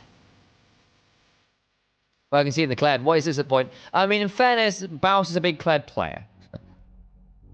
But so there's a widget inside, like, the About Me section of Twitch. Ziggs is also really good for towers. I would have agreed. I think they've gone for a bit more setup to help the Zeds here. Sivir, I actually quite like. Spell Shield's not bad. Stand and deliver. It gets shoved into the bot side with the Renata. Bailout, Spell Shield makes it quite hard to blow up. I actually think Yukino is going to have to do quite a lot of work here to get the kills, but we'll see. I do think generally that Kiana is better than Zed on the whole because you are much more draft agnostic, whereas I actually think the Zed sometimes needs much better setup to make things work. You do theoretically get to play the poke game here, though, with the Jhin, the Azir, and the Zed, because Zed is effectively a poke mage in mid-game, because you throw out your Shadow and look to tag people with your shurikens, and you can play that style of gameplay. You've got to be aware of potentially getting punished for doing that by the Ahri then diving forwards, the Kiana looking to ult you, the Kled pressing R. So if Zed misuses his Shadow here, that gets very problematic, and that does prove to be difficult for a lot of jungle Zeds who try to use their Shadows for clear, for poke, and get punished by not having that mobility free, especially if they're not good Zed players. Because one of the things, same with Kiana, my baseline for Zeds, for Kianas, if you're going to run them in the jungles, you have to play them as well as a mid laner would. And if you can't, then don't bother. I'm going to sneeze. Excuse me. Think X is going to have a good map 3? He's got, I don't know. I think so. I mean, considering KCB have been playing well, this is their least good draft, I think. It's still playable, but it's a much narrower margin of victory. If they do play well, he'll be very, Very important. He's probably going to at least be relatively safe this game. Thank you, Christy. Got it. So yeah, for people who don't know, hang on. Where's the... Let me pull up my Twitch page. Let's do it that way. Twitch. Mute the site.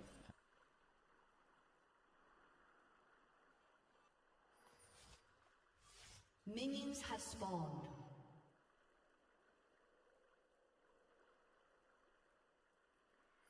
Right. Let me quickly show you. We're about to have some early games, so I don't do this too long. But for people who are trying to play the Pokemon game, it's the widget down here. This is where you get your shop stuff. Down there. That widget in the About Me page. Okay. And we're done.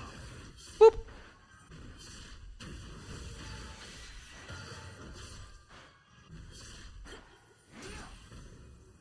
I think if Nemo falls behind, this game gets cut off real quick. Can be. But Ahri, Kiana, the Ahri sets the Kiana up really well, like the Ryze and the Annie do, which we've seen a lot of that combo over in the LPL and some Worlds angles too. And Ahri can do that just fine. So if you can punish Slowq and get him to fall down, that'll be really, really big. Be a requirement, though, I think. How's game volume, by the way? Is it about right, or do you want me to put it up a bit?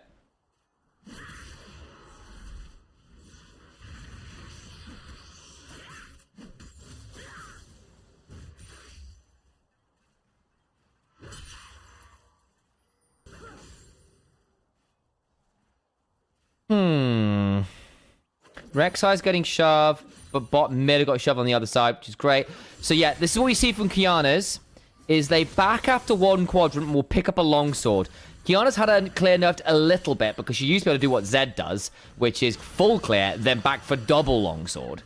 But you still get to fight with that extra bit of AD, which is partly why these junglers have been so nasty around Scuttlecrabs and why they've been really, really nasty for Trundles and the like.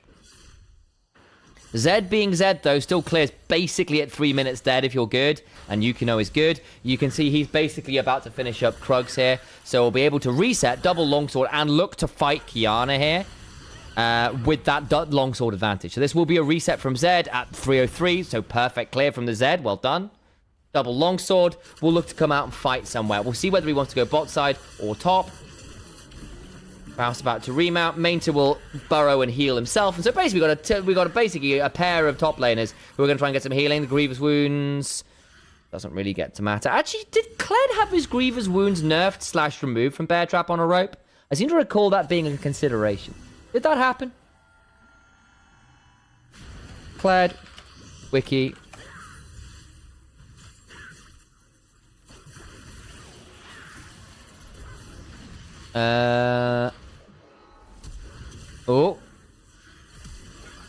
Oh, Flash. Nice!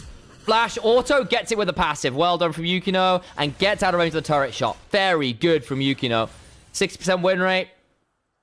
Played a lot of games. Played it a day ago. It's very strong if you're good. Velya's going to jump over. Nice from Velya. Oh, the shadow away. Grassblade. Gets the terror shape. Good combo.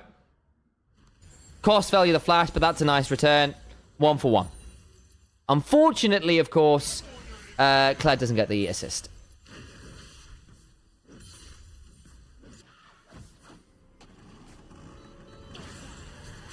Yeah, they removed the Grievous Wounds. That's the one. That's the one. They removed the Grievous Wounds with that mini Kled rework. That's right.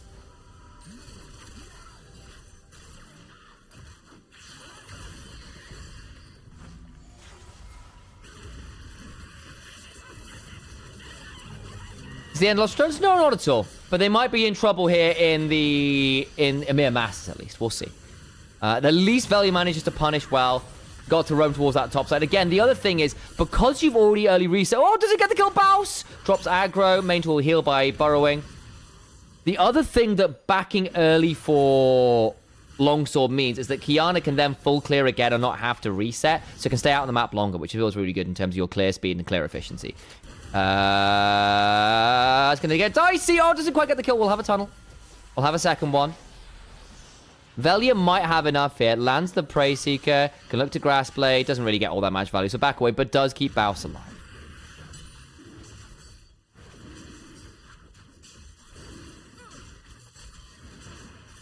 Bot side, while all that's happening, they're going to turn over towards the dragon and make this happen. Partly why Zed is so obnoxious is he's really, really good against early objectives because his passive applies to monsters.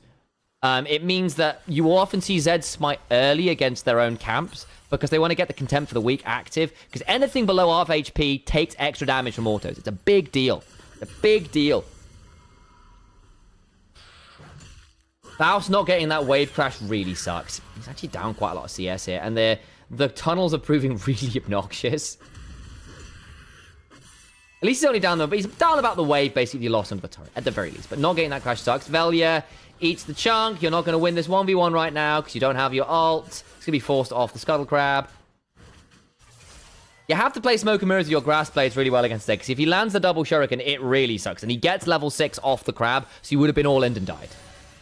Zed's ability to 1v1 is largely better than the Kiana's, though Kiana's ability to play out team fights and be better in more comps is better, basically. Brutalized rarely, we'll be going for the Profane Hydra build. And if Zed misses you the Shadow, the skirmishes get harder.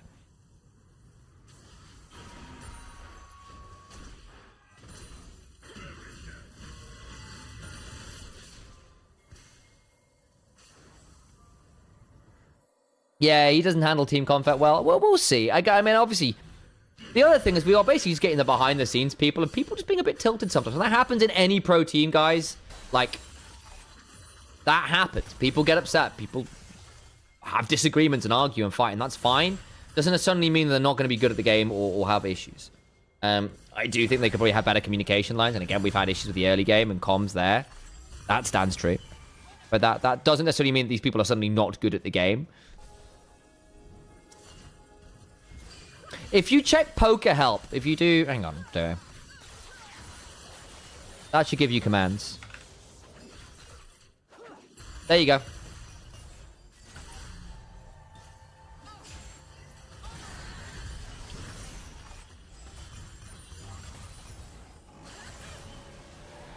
Crowny got his back interrupted. Full shots. Reckless can come over and bail out, but it does interrupt the back. It is Spellbooks. Piero immediately gets the heal back. That's annoying for the reset timings. Reckless gets rooted. Mount up. No, just a Shadow Strike the crash down, but they are going to call the curtains. Anyone going to be taking an impromptu bow? Barrier used. Bow's not having fun topside. He's not near his remount yet either. Does Mainta have ult? I don't think he's got kill threat. If he lands the Unburrow ult combo, that gets tricky. Baus gets the remount. That's better from him. Loses it again, though. Gonna get the plate here. Can look to burrow and get another combo off. I think Mainta's looking for the kill. There's no wave anymore. Can't do it. Can't quite get the Unburrow. Nemesis just missed his E. Has to ult towards the turret, but that's now an ult down as well. Also, full set of grubs now from Yukino. That's really good. There's a 10 CS lead now for the Zed. I don't know how much that'll stick, but it's still very good early on. Okay, first strike for Valia. You do sometimes see Conqueror, depending on how things want to go. The first strike's basically I want straight up burst and to farm gold and not play too much for the early game, which I think is fair because really this lost returns. Zed's gone for the electrocute. That's fine. Better with the poke. Better with the all-in. I do still think KCB are better in the skirmishes than the straight-up team fights. Lost Returns got a better team fight team because they're going to have the Kiana ult, the Sivir ult, the bailout behind them. A good pick with the Kled and the Ahri going on forwards. You can dive forwards, and KCB getting closed down on can be really problematic for them. I don't think I was expecting the Rex side to be quite as good into the Kled as it was. Ooh.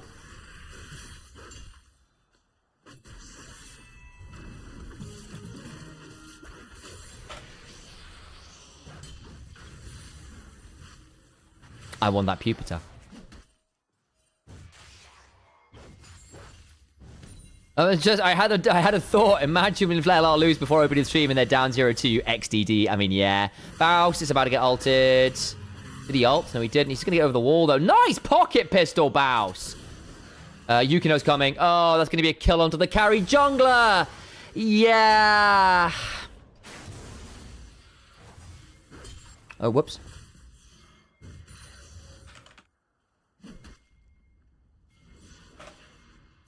That's the one. I realized I misspelled. Yeah, they're basically top lanes have been fighting the entire time. Yukino's getting that kill is really annoying. It's not a bad shove. Got ult again. Oh, Magnet Storm. Oh, good flash. Oh, they missed. Good flash from Nemesis required.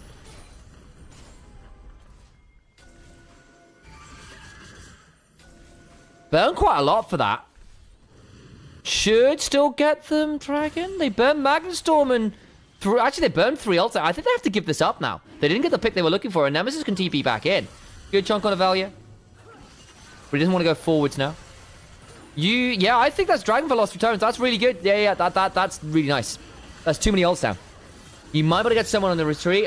Piero just crashed down overwards. Did he have a smite? No, he didn't.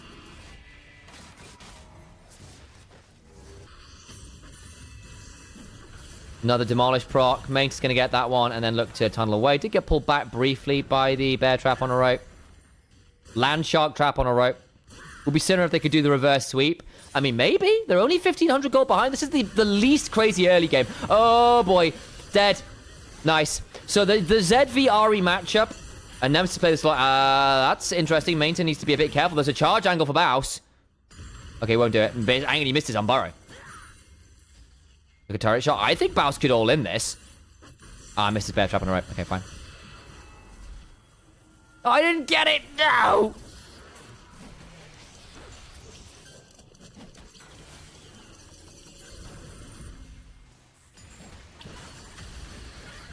Okay, top side. That's Baus going down. Nice. And Slowky gets the kill. 2 kills for the Azir. 2 kills for the Zed. That's a bit dicey, guys. And they're going to get first turret here as well. They've got the early grubs. This is gone.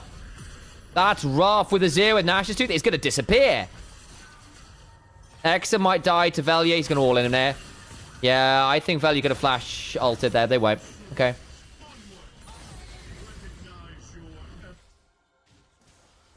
How the hell do you set a poker, buddy?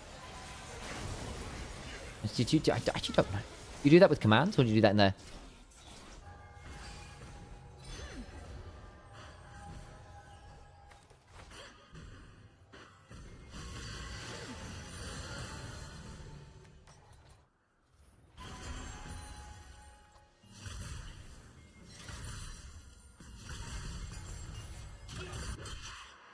I'm doing well, Cynical. Good to see you. How's life? Welcome to the chat. Welcome to the community. Come say hello. Crowny. I think he's going to get... Oh, he's not going to get ulted. But Mainta's gone Sunfire Cape as well. In fairness, you are into triple AD. Everyone but the Ahri is ADR. Bath's going to eat so much damage. Oh, boy. Look, Zed, who gets to play the 2v1s, the 1v2 is pretty good. Velia's going to find him here. Could potentially look to all... He's going to Supreme Display of Talent, but doesn't actually get the ult. And now Velia's dead. Velia's dead. Double Shuriken. Did that go wide off Z access issues? Deadly Flourish. Goodbye. Kill picked up by Exet. They wanted to know that one over. That's rough. That's rough.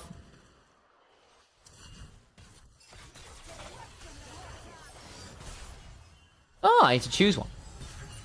We can do that. Can I do that off my phone? I don't know if I can, actually. Good charm. Nemesis has got Reckless coming on down, so Mainta doesn't actually want this all in. He's dead. He's dead. He's dead. Oh, no! Good ult away. Unburrow. Oh, they missed the charm! And the bailout was late! That's a tilter. Where was the bailout? Was it just there? Was it already used? Bloody hell, son.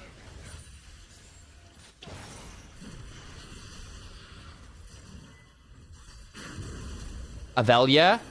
Yukino doesn't land the shurikens but forces the flash. Look, Zedfi, Kiana, we're seeing how much more comfortable Yukino is in these kind of matchups, right? I don't think it's Velia's fault, right? We're looking at massive lane priority everywhere. No, we've not seen Velia have a support on his same screen the entire game. But KCB just looks so much more coordinated about Yukino and a carry. 5,500 gold ahead at 15 minutes is tough. I think the moment you get a Zhonya's here as well, I think the Azir is going to be under a lot less threat as well. You are playing for severe win condition at this point.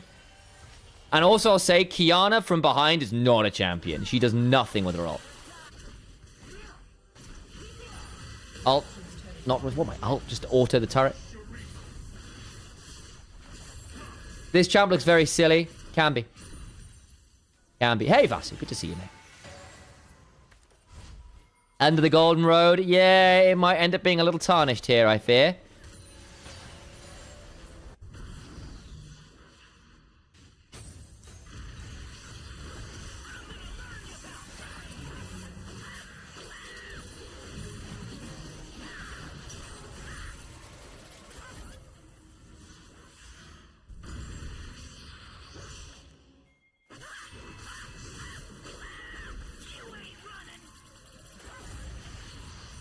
Bouse.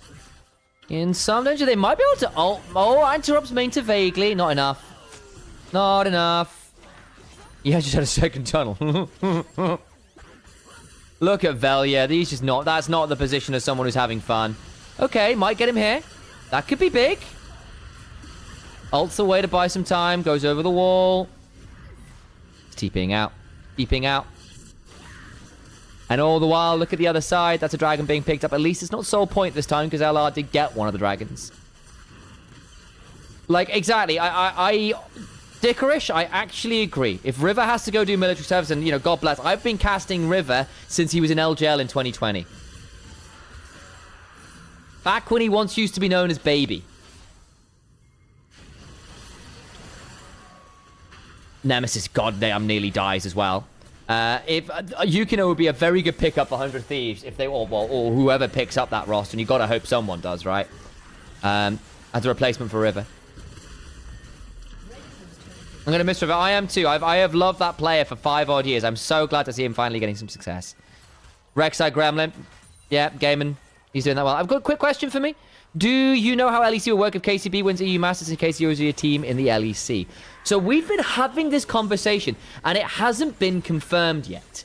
When it's happened in Valorant, they've just gone for the highest seeded non-academy team. But I think that would be very rough for KCB.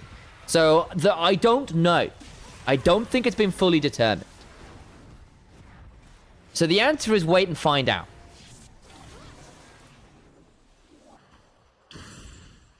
But it would be a real tragedy not to see this KCB team performing if they get there, right? Or Unicorns, whoever else makes it. It would be a big...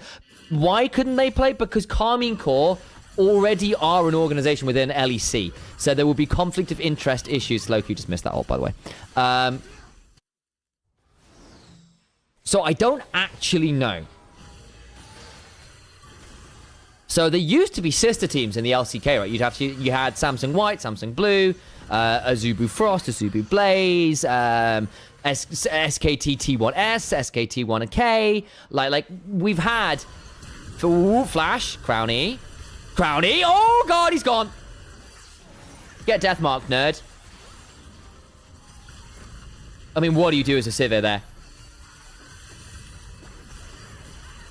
Impamata, exactly. Dade versus Pawn. They switched Dade over to try and change the teams. They found incredible success. So it's been done before, but that got dropped when OGN stopped being the main runner of LCK. The rules changed, basically. Well, that's not bad. But they just don't have damage. They just don't have damage. Baus doesn't quite die. Got bailed out. Doesn't really make a difference. Nemesis comes over the wall. Looks for the charm. Flash away from Slowq. Not bad, but it's just too far away. And Nemesis needs to be really careful of the Shuriken's back. Yukino, good dodges. Now Nemesis is actually got to be really careful. Potential crash down angle. Doesn't find the Shurikens. X is just stepping on forwards and trading with the Kiana now. Good grief. I'm aware of having 2 like conversations at once. One's on screen. One's about sister teams. But basically, Riot decided that actually sister teams were going to be too much of a potential conflict of interest issue, where potentially teams, because they're owned by the same org, could throw games against each other depending on who's doing better, etc., etc., etc. And so they didn't allow it. Whether they would allow it for this tournament, I don't know. Whether they just say, yeah, the players can play, but it would have to be under a non-affiliated banner. I don't know. So, lots of different options there. Hey, Danksman, good to see you. We went 1-3. It's true. Verdant did go 1-3 against KCB. Lost returns right now. Their Achilles heel has been their early game, and KCB are quite good at that through the powers of Piero and Yukino snowballing. And yeah, your Zed has snowballed. What do you know? If only you know. They'll just do it since they're already kind of saying screw it with the LR thing. Oh, Danksman, I'm assuming you have info that's not public yet. That's a scary smile to put in, chat. If you want to leak things... You know, I'm not down. I'm down. Actually, I said I probably shouldn't be encouraging that. But then again, I know what Danksman's like. The people need to know. I suppose they'll know soon enough, to be fair. To be fair. Did Nema hit one chant? He got the one on the Zed when he ulted him, but basically because there's old Zed into Ari tech. That is, you know where Zed is going to land, so you just ult behind you, because the Zed will always land behind you, so it's a free charm. Used to be a huge part of the Zed v Ari matchup. Sounds some nice ones. Oh! Gotcha.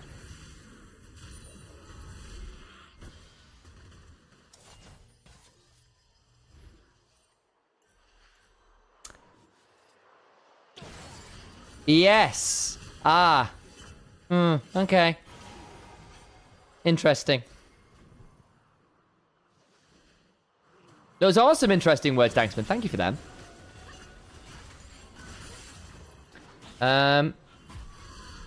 So nice to know that you really love pizza with pineapple on. Don't know why you DM me that.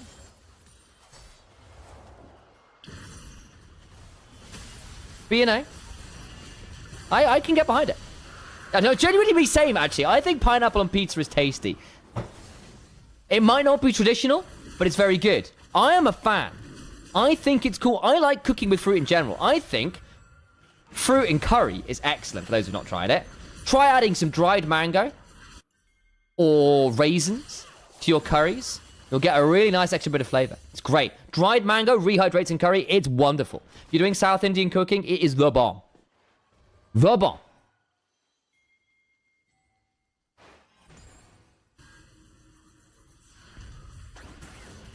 Gonna get some knockups. Maybe.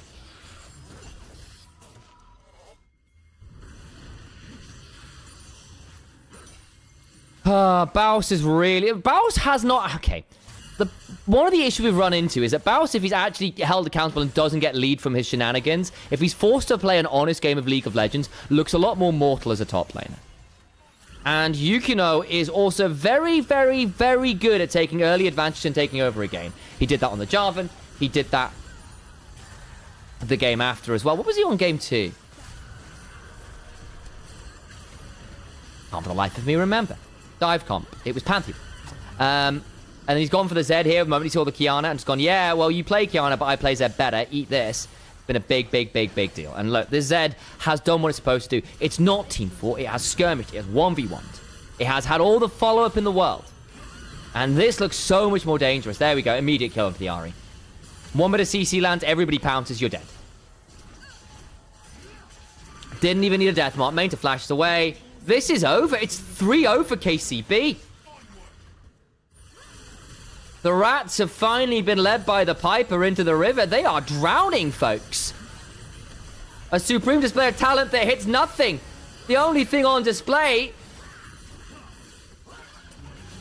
Well, I'm not sure you'd call it talent right now, as harsh as that is to say. Out comes the Void Rush and main to eat another alive. The Land Sharks are circling. The Jaws theme is rolling.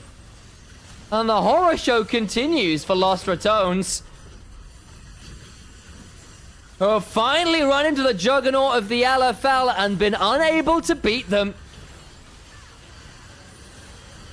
Lost Ratones against the LFL, and the LFL, at least their first seed, likes those odds.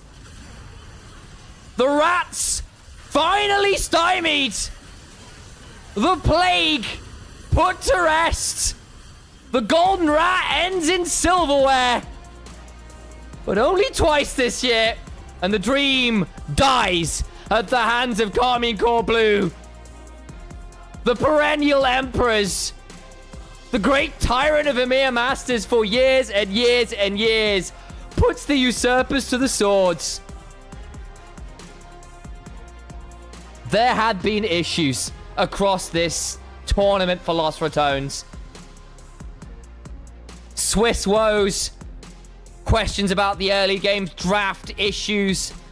The Kiana.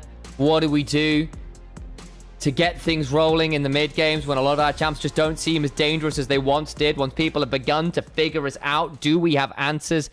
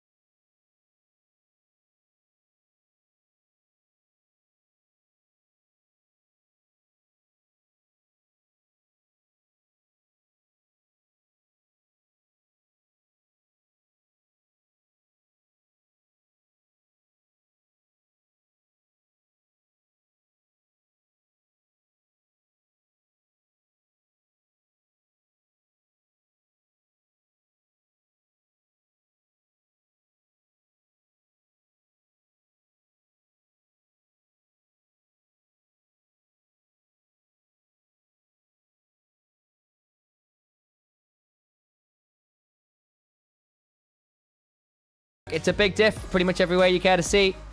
Snowball came on through. Thank you again, guys, for coming and watching. It's a huge, huge deal. Much love to everyone who's tuned in. Shout out to the official broadcast. Shout out to Cadril and stuff as well. Because, again, for all the EMEA Masters run ends here, let's be real, it's been an incredible year for Lost Returns. We've gone from being a meme team that people didn't even know whether they would even be good to nearly making something unprecedented happen. And they did. They actually got, well, that is... First in Winter NLC, first in Winter EMEA Masters, first in Spring EMEA Masters and NLC, first in Summer NLC, and still get to semi-finals here. That's a very impressive run. We'll see them again in Red Bull League of their own. We'll see them again in the LEC kickoff event and whatever shape that turns up in. But for now, I think for myself, I'm going to bid you all a wonderful rest of your day. Again, any more for any more. Last opportunity for people to make sure they're following and subscribing. I'll be back probably for finals at the very least. Until then, though, guys, have a wonderful rest of your days. Much love from me. Bye-bye for now.